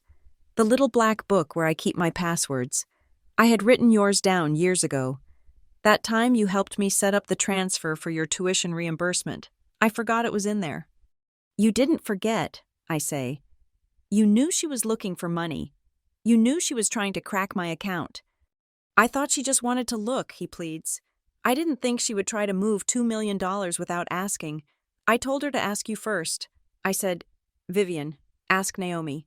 She is generous. She will help. And when she decided to steal it instead, did you stop her? I ask. When you saw her at the computer on Christmas Eve, or Labor Day, trying to log in as me, did you stop her? He looks down at his coffee. I cannot stop her, Naomi, you know how she gets. She yells. She throws things. It is easier to just let her do what she needs to do. I just wanted peace. Peace, I say. The word tastes like ash. You wanted peace, so you let her declare war on me. I thought it would be fine, he mumbles. I thought, you have so much. Naomi, you are so successful. You would never even miss it. And then later, when the hotel made money, we would put it back. And no one would ever know. It would all circle back to you. Vivian said she was just borrowing it. I feel a cold snap in my chest. There it is, the confession. She was borrowing it, I repeat, without my knowledge, using a password you provided, to fund a business that does not exist. It exists in Ethan's head, Dad says weakly. He tries so hard. Dad, I say, standing up, you just admitted to conspiracy to commit wire fraud. He looks up, startled. What? No, I am just explaining. You are explaining how you helped them rob me, I say. You are explaining that you knew about the will. You knew about the bank account. You knew everything, and you said nothing. You watched me work 2 jobs in college while Vivian spent my inheritance on cruises. Naomi, please. He starts to cry now, tears tracking through the wrinkles on his cheeks. I am your father. I love you. If you loved me, I say, you would have protected me from the woman who hit me with a fork. Instead, you are protecting the woman who is trying to rob me. I pull out a $20 bill and place it on the table. That is for the coffee, I say. Consider it the last loan I will ever give you. I turn and walk out of the coffee shop. I do not look back. I can hear him calling my name. A weak, pathetic sound. But I keep walking until I'm outside in the cold, biting air of the Minneapolis afternoon. I get into my car and lock the doors. My hands are shaking, but I force myself to breathe. In, out, in, out. I pull the phone from my pocket and stop the recording. Then I hit send. 30 minutes later, I am in Amelia's office. She is listening to the audio file through headphones. Her face is unreadable, but her pen is moving furiously across a yellow legal pad. She takes off the headphones. This is damning, she says. He admits to providing the credentials. He admits to knowledge of the borrowing scheme. He admits to knowing about the will alteration and justifying it as moving assets. This destroys any defense that Vivian acted alone or that it was a computer error. Does it make him a co-conspirator? I ask. Legally? Yes, Amelia says. He facilitated the crime. He provided the means, the password book, and he concealed the felony regarding the will. He is an accessory before and after the fact. I stare at the diploma on her wall. He is 65. He has a bad heart. He is also a grown man who helped steal $5 million from his daughter, Amelia says gently. Naomi, you do not have to name him in the criminal complaint if you do not want to. We can focus on Vivian and Ethan. If I do not name him, I say, Vivian will use him. She will say he did it all. She will pin it on him to save herself and Ethan. She will sacrifice him. Amelia nods. That is a very likely strategy. If he is not a defendant, he is a scapegoat. Then name him, I say. If he is a defendant, he gets his own lawyer. He gets due process. It is the only way to protect him from her. Ironically, and he deserves it. I leave Amelia's office and drive to my appointment with Dr. Ward. I sit on the familiar beige couch. I feel hollowed out. I just gave my lawyer the evidence to send my father to prison. I say, Doctor. Ward looks at me. She does not look horrified. She looks calm.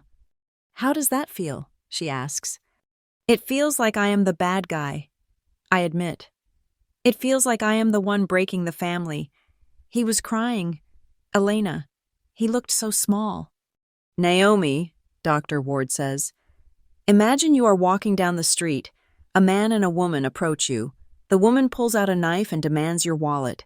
The man stands behind her, keeping watch, and tells you the code to your safe because he wants the woman to be happy. Is the man a victim? No, I say. He is an accomplice. Exactly, she says. The fact that he gave you DNA does not change the definition of the crime. He chose his role. He had 20 years to choose the role of father. Instead, he chose the role of enabler. You are not putting him in prison. Naomi, his actions are— It still hurts, I say. It is supposed to hurt, she says. You are grieving. You are grieving the father you wanted, not the one you have. You are grieving the illusion that if you just paid enough, they would love you. That illusion is dead, and burying it is painful work. She leans forward. But look at what you are doing. You are standing up. You are drawing a line. That is not betrayal. That is survival. If a stranger did exactly what they did, forged a will, hacked your bank, hit you, would you hesitate to call the police? No, I say. I would have done it immediately. Then do not apply a discount to abuse just because it comes from home, she says. I leave the session with a clarity I have not felt in days. The guilt is still there, a dull ache, but the confusion is gone. I go back to my apartment. Amelia has sent over the final draft of the complaint. It is thick, 150 pages of evidence, exhibits, and charges. Plaintiff, Naomi Calder. Defendants, Vivian Langford Calder, Ethan Langford, Robert Calder, Gerald Fitzpatrick. Counts, racketeering, wire fraud, identity theft, elder abuse, financial, forgery, assault. I scroll to the last page. There is a line for my signature. I pick up my digital stylus. My hand hovers over the pad. I think about the Thanksgiving dinner. I think about the way Vivian looked at me when she hit my hand. I think about my father looking away. I think about Ethan laughing. They counted on my silence. They banked on my shame. They leveraged my love against me like a weapon. I press the stylus to the screen. I sign my name. Naomi Calder. It is done. I close the laptop. Outside. The city is dark. But in the distance, I can hear a siren wailing. It sounds like justice coming closer. I pick up my phone. I block Vivian's number. I block Ethan's number. I block my father's number. Then I text Malik. The papers are signed. File them at 8 a.m. I pour myself a glass of water and stand by the window. The storm is not coming anymore. I am the storm. And tomorrow morning, I make landfall. The Hennepin County Government Center is a fortress of granite and glass, designed to look imposing, to remind you that the law is heavy and unyielding. As I stepped out of the black town car, the flashbulbs erupted like a localized lightning storm. The local press had descended on the case with the hunger of vultures spotting a fresh carcass. It had all the ingredients they loved: a wealthy, prominent family, a scandalous betrayal, and a lawsuit involving millions of dollars. The headline in the Star Tribune that morning had read, "The Langford Legacy on Trial. Daughter sues family for fraud." I kept my sunglasses on. Beside me, Amelia Knox walked with the stride of a general entering a battlefield she had already mapped out. "Keep your head up," she murmured, her voice barely audible over the shouting reporters. "Do not look at them. Look at the door." Inside courtroom 4C, the air was recycled and cold. The gallery was packed. I saw faces I recognized, neighbors, former business associates of my father, even a few of Ethan's old college friends who had likely come to watch the crash. At the defense table, they were waiting. Vivian sat perfectly straight, wearing a cream-colored suit that screamed innocence and piety. She had opted for minimal makeup, trying to look older, frailer, more like a grandmother than a socialite. Ethan sat next to her, fidgeting with his cufflinks, his face pale and sweaty, and my father. Robert Calder sat at the end of the table, staring at his hands. He looked like a ghost. He had not looked me in the eye since that day at the coffee shop. The defense attorney, a man named Marcus Thorne, who was known for his theatrical courtroom antics and $3,000 suits, wasted no time in his opening statement trying to paint me as a monster. "Ladies and gentlemen of the jury," Thorne said, pacing in front of the jury box, his voice smooth as oiled leather. "You are going to hear a lot of numbers today. You're going to hear about wire transfers and bank logs. But what you are really seeing here is a tragedy of gratitude denied. The plaintiff, Naomi Calder, is a woman of immense wealth. She flies first class. She vacations in Bali. She lives in a penthouse fortress. He gestured dramatically toward me. I sat stone still, my hands clasped on the table. She is a woman who has forgotten where she came from, Thorne continued. She has forgotten the stepmother who raised her when her own mother passed. She has forgotten the brother who looked up to her.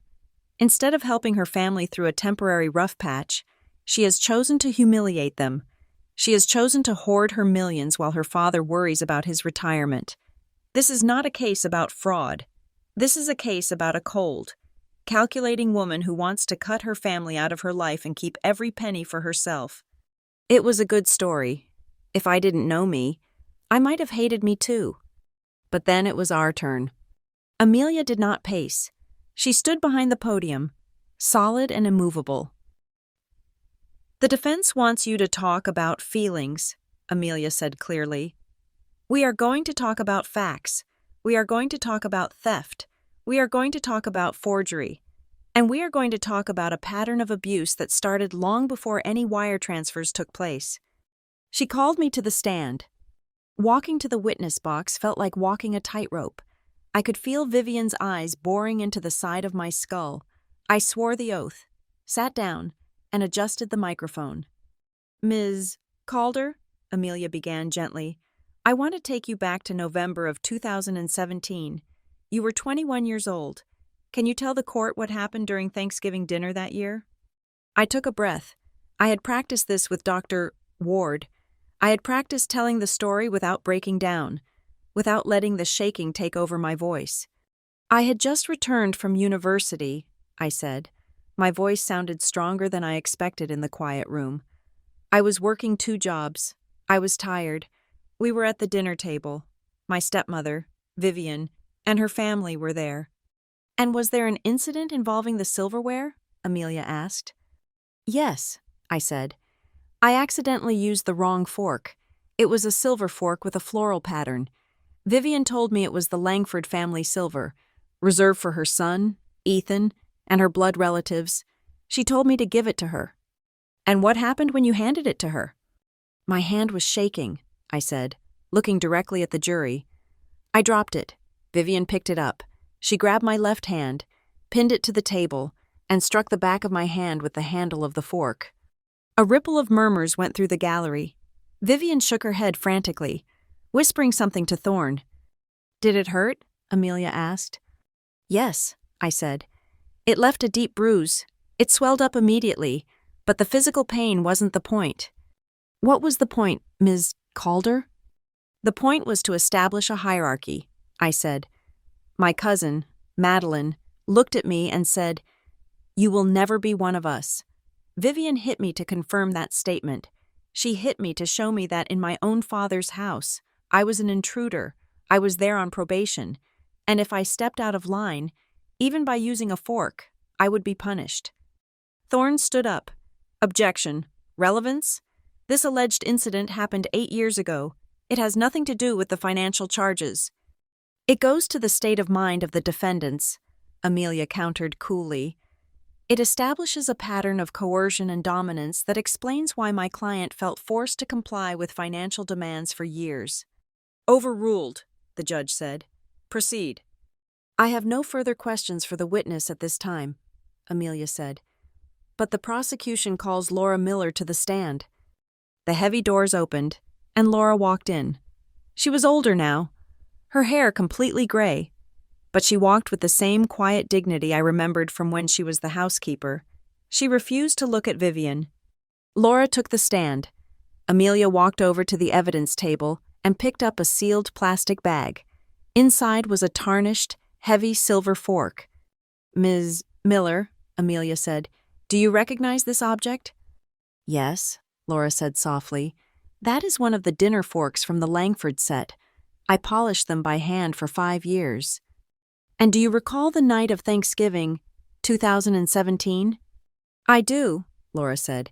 I was serving the turkey. Did you see Vivian Langford strike the plaintiff? I did, Laura said.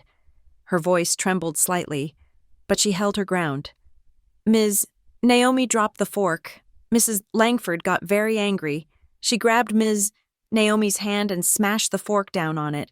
It made a terrible sound, like metal on bone. And what did Mrs. Langford say afterward? Laura took a deep breath. She told the table, "Someone has to teach her that she is just a guest in this house." The courtroom was deadly silent. Vivian's face had drained of all color. She looked like a statue made of ash. "Ms. Miller," Amelia continued, "why do you have this fork?" "I found it on the floor after Ms. Naomi ran upstairs," Laura said. "I picked it up. I saw the dent in the handle where it hit her hand. I couldn't put it back in the drawer. It felt wrong. I kept it, and I took a picture of Ms. Naomi's hand when I brought her the ice pack later that night, because I thought someone might need to know one day." Amelia projected an image onto the courtroom screens. It was a grainy photo, taken with an old cell phone, but the injury was undeniable. My 21-year-old hand, the skin angry and red, a clear white welt across the knuckles in the shape of the fork handle. "This is not a child," Amelia said to the jury. "This is a grown woman, being physically assaulted by her stepmother over a piece of silverware. This is the environment in which Naomi Calder lived. This is why, when they asked for money later, she gave it. She wasn't being generous, she was being conditioned." Thorne tried to cross-examine Laura, suggesting she was a disgruntled employee who had been fired for theft, but Laura shut him down. "I wasn't fired. Sir, I quit. I couldn't work in a house where people treated family like enemies." After the lunch recess, we shifted gears. The emotional foundation had been laid. Now it was time to drop the hammer of logic. My team from Viridian Apex Security took the stand.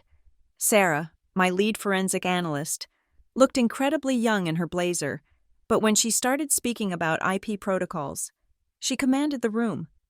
"Exhibit C," Sarah said, pointing to the screen. "This is a log of the login attempts on Ms. Calder's secure savings account. As you can see, there are 14 failed attempts between January and November of this year." "And where did these attempts originate?" Amelia asked. 13 of them originated from the IP address assigned to the residence of Robert and Vivian Calder, Sarah said. "The final attempt, the one that triggered the security lockdown, originated from the Kingsley Grand Hotel ballroom Wi-Fi." "And how was the final attempt made?" "The user successfully answered 2 security questions," Sarah explained. "Mother's maiden name and name of first pet. However, the biometric fingerprint scan failed, which stopped the transaction." "Who would know the answers to those questions?" Amelia asked. "Family members," Sarah said, "or someone who had access to personal records." Amelia then turned to the financial records. This was the moment I had been waiting for. The moment the ledger became public record. A spreadsheet appeared on the massive monitors. It was so long it had to be scrolled through. "This," Amelia announced, her voice echoing, "is a comprehensive record of every transfer made from Naomi Calder to the defendants over the last 10 years. Row after row of numbers flashed by. $5,000, $10,000, $15,000. The total," Amelia said, "is $4,822,550. A collective gasp went through the room. Even the judge raised his eyebrows. "And here," Amelia said, clicking to the next slide, "are the text messages associated with these transfers." Ethan's texts were blown up to the size of billboards. "Ethan, please, Naomi, I need $10K for the inventory. I swear on my life I will pay you back double next month." Vivian, "It is just a temporary loan. Darling, we will settle up once the tax refund comes in." Ethan, "Bro, I am good for it. Just wire the cash." "Ms. Calder," Amelia asked me, bringing me back to the stand, "how much of this $4.8 million has been repaid?" "Not 1 cent, I said. "Did you ever ask for it back?" "Many times," I said. "I was told I was being selfish. I was told family doesn't keep score. I was told to wait. And when you finally refused to give more, when you refused the request for $2 million at the hotel?" They tried to steal it, I said flatly. Thorne looked rattled. He whispered furiously to his assistants. The narrative of the greedy daughter was crumbling under the weight of nearly $5 million in receipts. The jury was looking at Ethan not as a struggling entrepreneur, but as a leech. They were looking at Vivian not as a mother, but as a tyrant. As the court session neared its end for the day, the sun was setting through the high windows, casting long, cage-like shadows across the floor. I felt a sense of cautious relief. We were winning. The truth was winning. But then, just before the judge banged his gavel to dismiss us, Thorne stood up. He looked different. The sweat was gone. He had the smug look of a man who had just found an ace up his sleeve. "Your Honor," Thorne said, "the defense requests permission to submit new evidence tomorrow morning, evidence that will fundamentally change the context of these so-called loans." "What evidence?" the judge asked, looking over his glasses. Thorne smiled at me. It was a smile that made my blood run cold. "We have uncovered a digital audio file," Thorne said. "A recording of a conversation between the plaintiff and her father, Robert Calder. In this recording, Ms. Calder explicitly states, and I quote, 'My money is the family's money.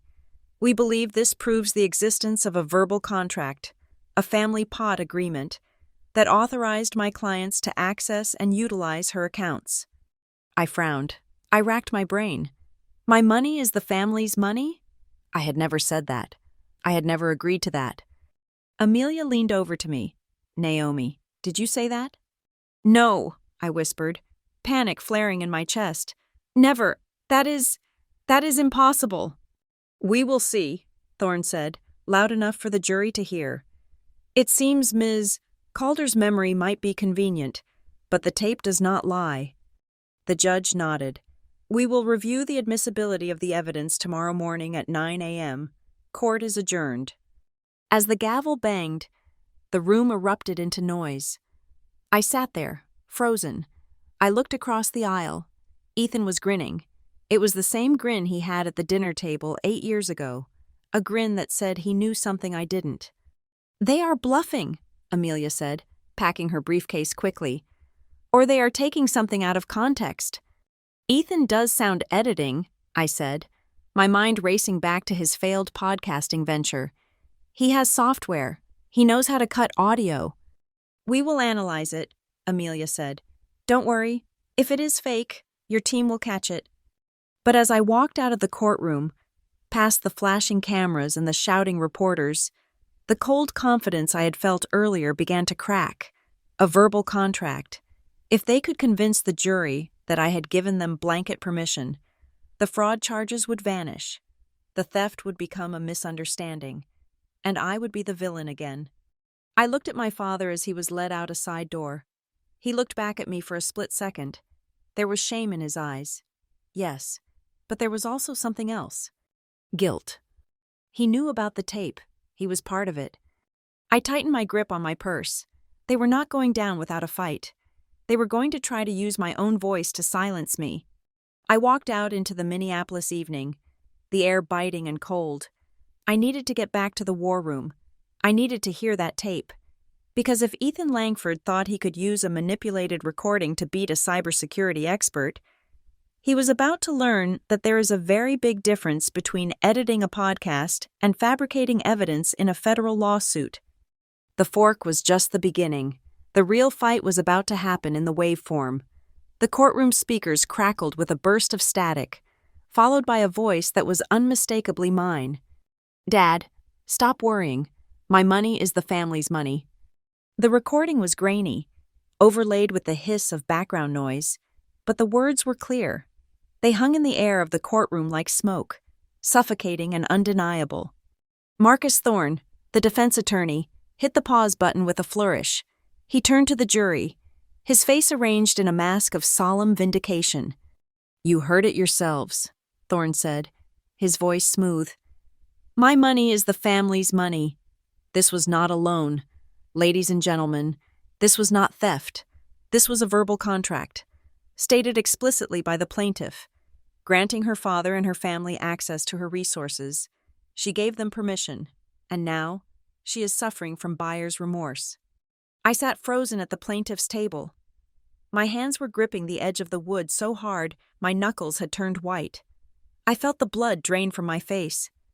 Thorne pressed play again. "My money is the family's money," my voice repeated, sounding weary and resigned. Then, my father's voice cut in. It sounded warm, gentle. The voice of the man who used to read me bedtime stories before Vivian arrived. "I know, sweetheart. We are all in this together. The family is one, right?" "Right," the recording of me said.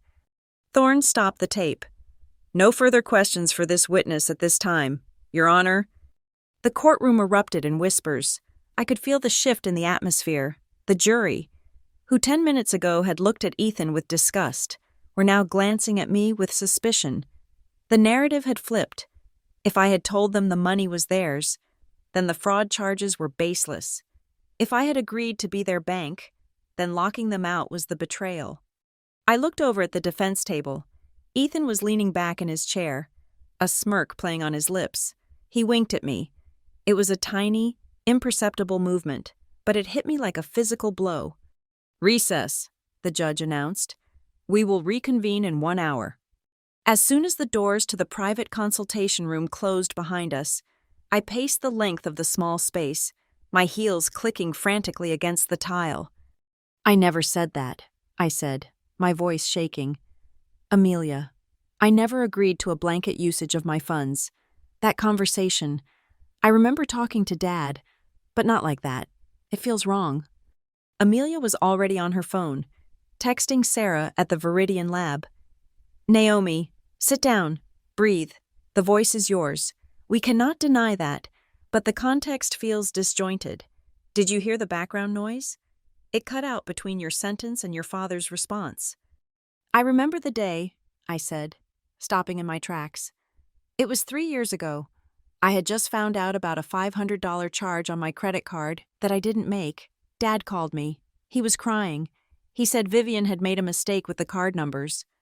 I closed my eyes, trying to drag the memory out of the fog of trauma. "I was angry," I whispered. "I was yelling at him. Why would I sound so calm on that tape? I was furious." "They doctored it," Amelia said grimly. "They have to have doctored it. But proving that in 45 minutes is going to be impossible without the original file." A knock on the door made us both jump. Amelia opened it a crack. Standing in the hallway was a young woman with dark circles under her eyes and hair that looked like it hadn't been brushed in days. She was wearing a coat that was too big for her and clutching a battered smartphone.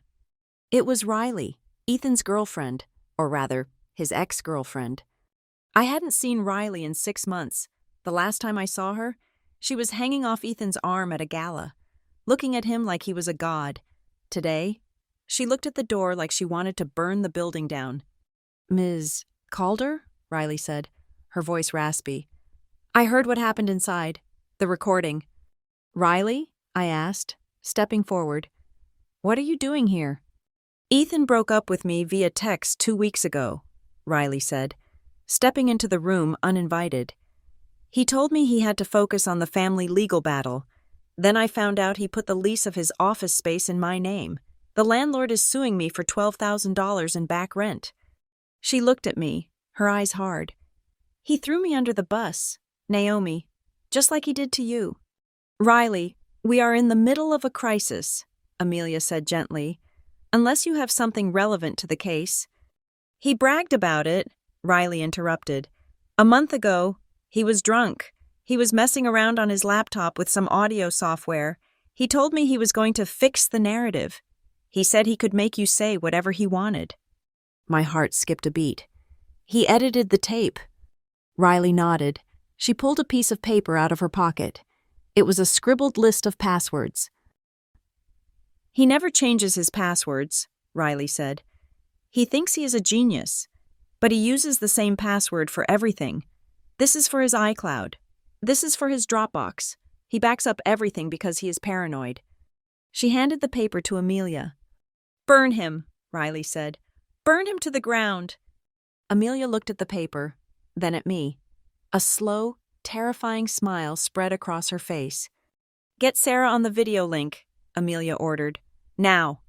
5 minutes later, we were huddled around my laptop. Sarah's face was on the screen, illuminated by the glow of multiple monitors in the Viridian lab. She was typing so fast her hands were a blur. I am in, Sarah said. He didn't even use two-factor authentication. Amateur. Look for audio files, I commanded. Look for project files, GarageBand, Audacity, Pro Tools, anything modified in the last 6 weeks. Scanning, Sarah said. Got it. Folder named Project Salvation, 1.2 gigabytes. She opened the folder.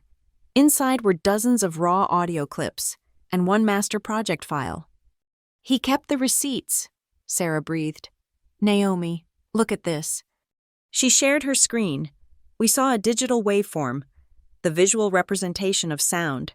It was chopped up into dozens of tiny slivers, like a ransom note made of cut-up magazine letters. He spliced it, Sarah explained, highlighting the gaps. See these vertical lines? Those are edit points. And look at the noise floor. The background static. It jumps up and down.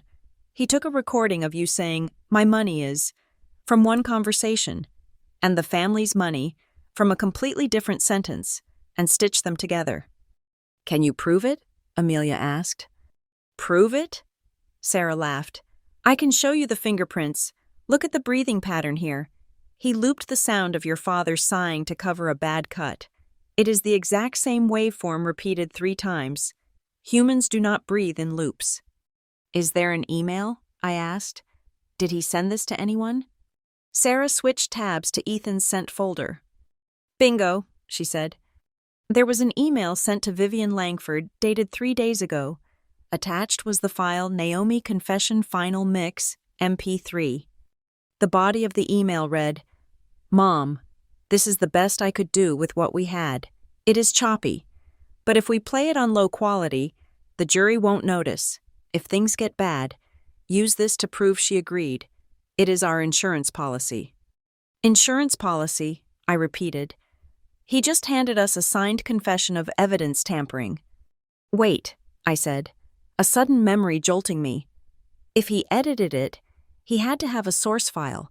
He had to have the original recording of that conversation. I am looking, Sarah said. Here, raw kitchen conversation 2022. Wave. Play it, I said. Sarah clicked the file.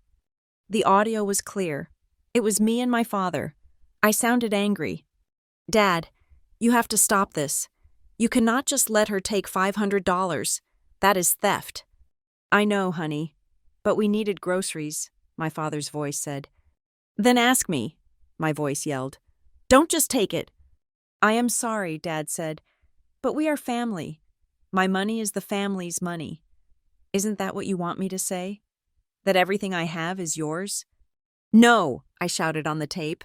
I am saying that your money is the family's money, but my money is mine until I choose to give it. He reversed it, I whispered, staring at the screen in horror. He took my father saying, my money is the family's money, and pitched it up to sound like me. Or he found a clip of me repeating it back to him as a question and cut off the question mark. He is a monster, Amelia said. She closed the laptop. We have 10 minutes before the judge returns. Sarah, send me that raw file, the project file, and the email, certified copies.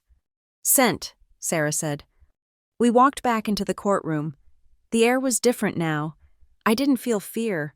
I felt the cold, hard certainty of a hunter who has just watched the prey step into the trap. The judge took his seat. Mr. Thorne, you may proceed. Thorne stood up, looking smug.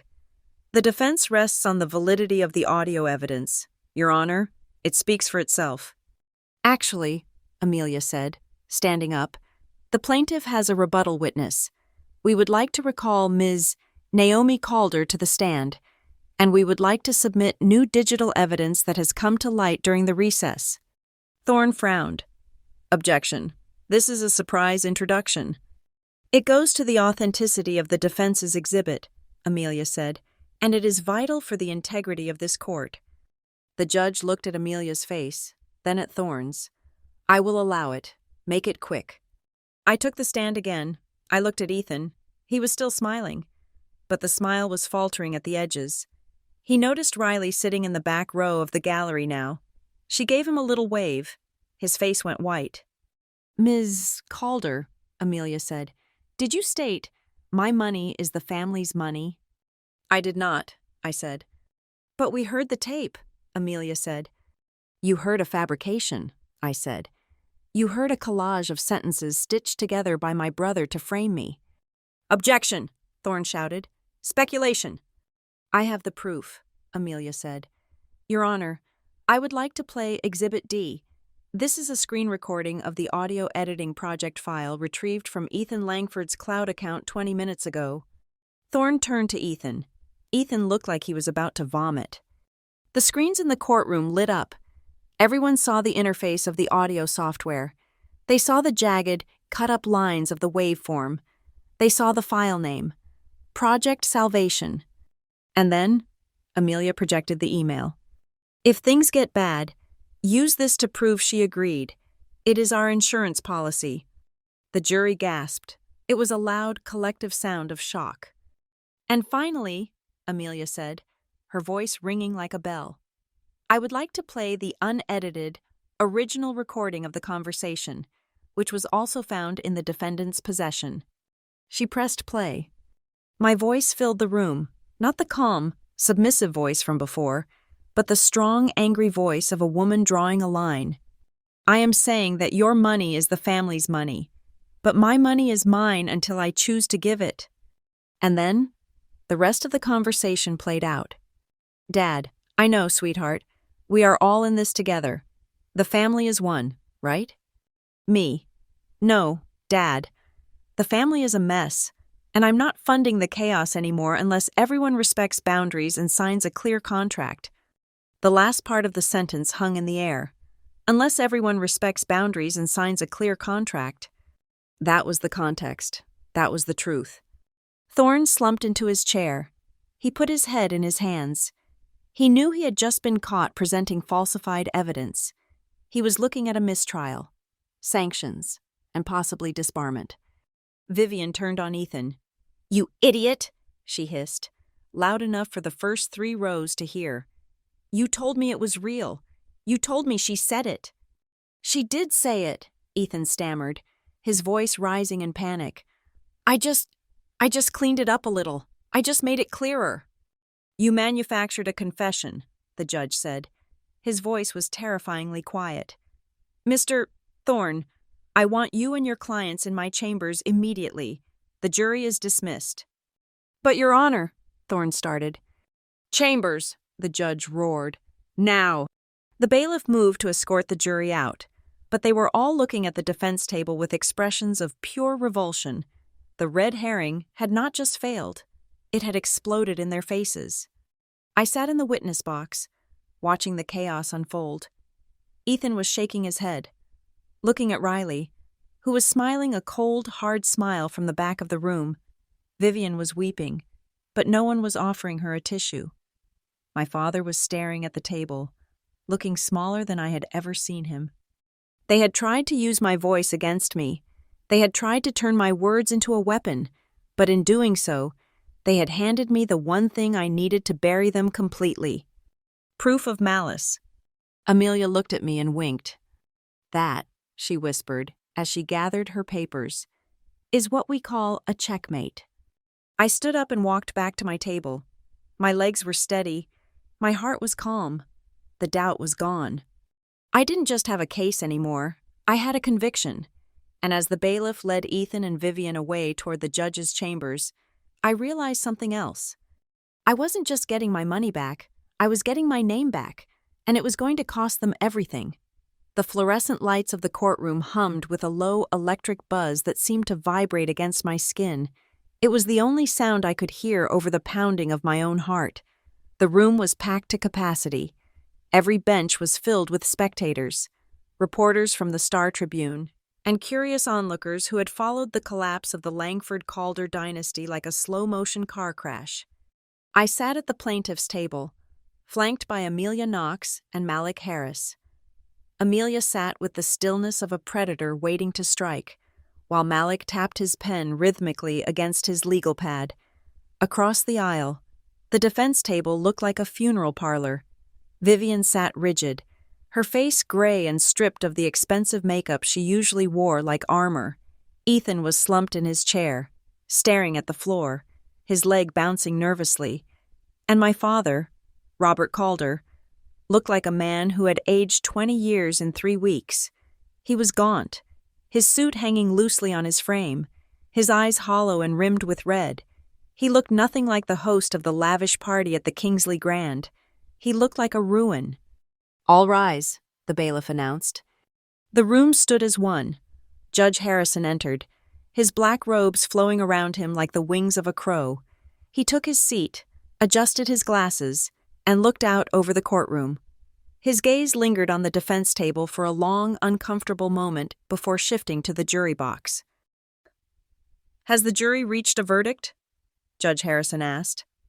The foreman, a mechanic from St. Paul with calloused hands, stood up. "We have, Your Honor." The air left the room. I stopped breathing. This was it. The culmination of 8 years of silence, of saving receipts, of enduring the insults and the theft. In the matter of Calder versus Langford Calder, Langford and Calder, the foreman read, his voice steady. On the count of conspiracy to commit wire fraud, we find the defendant, Vivian Langford Calder, guilty. A gasp rippled through the gallery. Vivian's hand flew to her mouth. On the count of identity theft and unauthorized access to a protected computer system, we find the defendant, Ethan Langford, guilty. Ethan squeezed his eyes shut, a single tear tracking through the sweat on his face. On the count of forgery and falsification of legal documents regarding the estate of Rose Calder, we find the defendant, Vivian Langford Calder, guilty. On the count of financial elder abuse, we find the defendants, Vivian Langford Calder and Ethan Langford, guilty. The foreman paused, turning the page. And regarding the defendant Robert Calder, on the count of accessory to wire fraud, due to his admission of providing credentials and his cooperation with the investigation, we find the defendant guilty of the lesser charge of facilitation of criminal misconduct. Guilty, guilty, guilty. I let out a breath I felt like I had been holding since I was 21 years old. Amelia squeezed my hand under the table. Her grip was firm, triumphant. The judge nodded, accepting the verdict forms. He looked down at the defendants. "The criminal sentencing phase will be scheduled for next month," Judge Harrison said, his voice grave. "However, regarding the civil suit for damages attached to this trial, I am prepared to issue a ruling on restitution immediately based on the jury's findings of liability." He picked up a document and began to read. "The court orders full restitution of the principal amount of $4,822,550 to the plaintiff, Naomi Calder. Furthermore," the judge continued, "due to the malicious nature of the fraud and the length of time over which it occurred, the court awards punitive damages in the amount of $2 million, plus full coverage of the plaintiff's legal fees. Nearly $7 million. To satisfy this judgment," the judge declared, "the court orders the immediate freezing and liquidation of all assets held by Vivian Langford Calder and Ethan Langford, including the property at 42 Oak Creek Drive, the vehicle registered to Ethan Langford, and the contents of the shell companies formed to hide these assets." Vivian let out a sob, a ragged, ugly sound. They were losing everything: the house, the cars, the status. They would be destitute before they even stepped foot in a prison cell. But Judge Harrison was not finished. He took off his glasses and leaned forward, looking directly at Vivian. "Mrs. Langford Calder," he said, "throughout this trial, your defense counsel attempted to paint a picture of a family dispute. You claimed that taking money from a stepdaughter is simply how families operate." The judge reached over to his bench and picked up an evidence bag. Inside, glinting under the fluorescent lights, was the silver fork. "This court has seen many weapons," the judge said softly. "Guns, knives, bats, but I have rarely seen a piece of dinnerware used with such symbolic malice. You struck a young woman with this fork because she dared to eat at your table. You told her she did not belong." The room was dead silent. "You were right," the judge said. "She did not belong in that toxicity. A family is not a place where you are beaten to remind you of your station. A family does not use violence and fraud to keep you under their boot. You use the word family as a weapon to extort obedience. Today, the law removes that weapon from your hand." He set the bag down with a heavy thud. "Bailiffs, please take the defendants into custody." The sound of handcuffs ratcheting shut is metallic and final. It is a sound that cuts through the weeping and the murmurs. 2 officers moved behind Ethan, pulling his arms back. He looked terrified, his arrogance completely evaporated. Another officer moved toward Vivian. As the commotion rose, a figure pushed through the crowd near the railing. It was Madeline, my cousin, the one who had started it all with her cruel laughter 8 years ago. She looked pale, her designer dress looking out of place in the grim reality of the courtroom. She leaned over the barrier as I stood up to gather my files. "You happy now?" she hissed. Her eyes were wet, but they were filled with venom, not remorse. "You destroyed us. You put your own father in the system. You ruined everything." I stopped. I looked at her. For the first time in my life, she did not look like the glamorous, intimidating cousin. She looked like a frightened woman watching her inheritance disappear. "You will never be one of us," Madeline whispered, repeating the mantra that had haunted me for a decade. I smiled. It was a genuine smile, light and unburdened. "You are right, Madeline," I said, my voice calm and steady. "I was never one of you, and that is exactly what saved me. I am part of the one thing you people never had and never understood. I am part of justice." Vivian, who was being led away by a female officer, twisted in her grip. She lunged toward me, her face twisted in a rictus of hate. "We did it for the family," she screamed, her voice cracking. "Everything I did was to keep this family afloat. You selfish little brat. We did it for us." I looked at her one last time. "You didn't do it for family. Vivian," I said, my voice cutting through her screams. "You did it for your bank account. You did it for your ego. And as for me, I only did one thing. I stopped being a walking wallet." The officer shoved her forward, cutting off her reply. Then there was my father. He was not in handcuffs yet, as his charge allowed him to turn himself in voluntarily, but he looked like a prisoner already. He shuffled toward the railing, his hands trembling. "Naomi," he whispered. I looked at him. I felt a pang of sadness, sharp and old, but it did not sway me. "Naomi, please," he said, tears spilling onto his cheeks. "Don't cut me off. I am your father. I am a victim here too. She made me do it. I lost everything today. Don't leave me like this." He reached out a hand, hoping I would take it, hoping I would revert to the daughter who fixed everything, who paid the bills, who smoothed over the cracks. I looked at his hand, then I looked at my own hand, the one with the faint, white scar across the knuckle. "You had a choice, Dad," I said softly. "You chose where to stand 8 years ago when she hit me with that fork. You chose silence, and you chose where to stand when she tried to steal $2 million from my savings. You chose to give her the password." "I am sorry," he sobbed. "I am so sorry." "I know," I said, "but sorry does not pay back $5 million, and sorry does not fix the past." I stepped back, out of his reach. "You chose your side, Dad, and today, I am finally choosing mine." I turned my back on him. "Amelia Malik," I said, "let's go." We walked down the center aisle of the courtroom. The doors swung open, and the bright, cold light of the Minneapolis afternoon hit me in the face. It was blinding after the dimness of the court. A wall of reporters was waiting on the steps. Microphones were thrust in my face. Cameras clicked furiously. "Ms. Calder? Ms. Calder?" a reporter from the local news shouted. "How do you feel? You just sent your stepmother and stepbrother to prison. You sued your own father. People are calling it a tragedy. How do you respond to people who say you betrayed your family?" I stopped on the top step. I looked out at the city skyline, sharp and clear against the blue sky. I didn't sue my family, I said into the microphones. The reporters went quiet. I sued a group of people who proved, through their actions, that to them, I was nothing more than a resource to be mined. I said, real families do not look at you and see a paycheck. Real families do not say, you will never be one of us, and then strike you with silverware to prove it. I adjusted my coat. I didn't betray them, I said. I just stopped letting them rob me. And if that is a tragedy, then I am happy to be the villain of their story.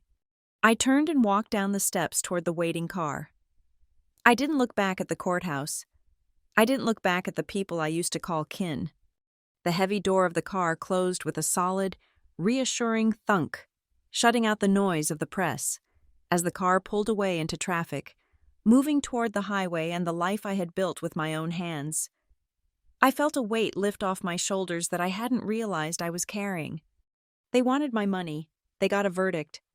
And me? I got the future. Thank you so much for listening to this story. Please comment down below where you are listening from. I would love to hear your thoughts and connect with you all. Make sure to subscribe to the Lila Revenge Stories channel, like this video, and smash that hype button so this story can be heard by even more people.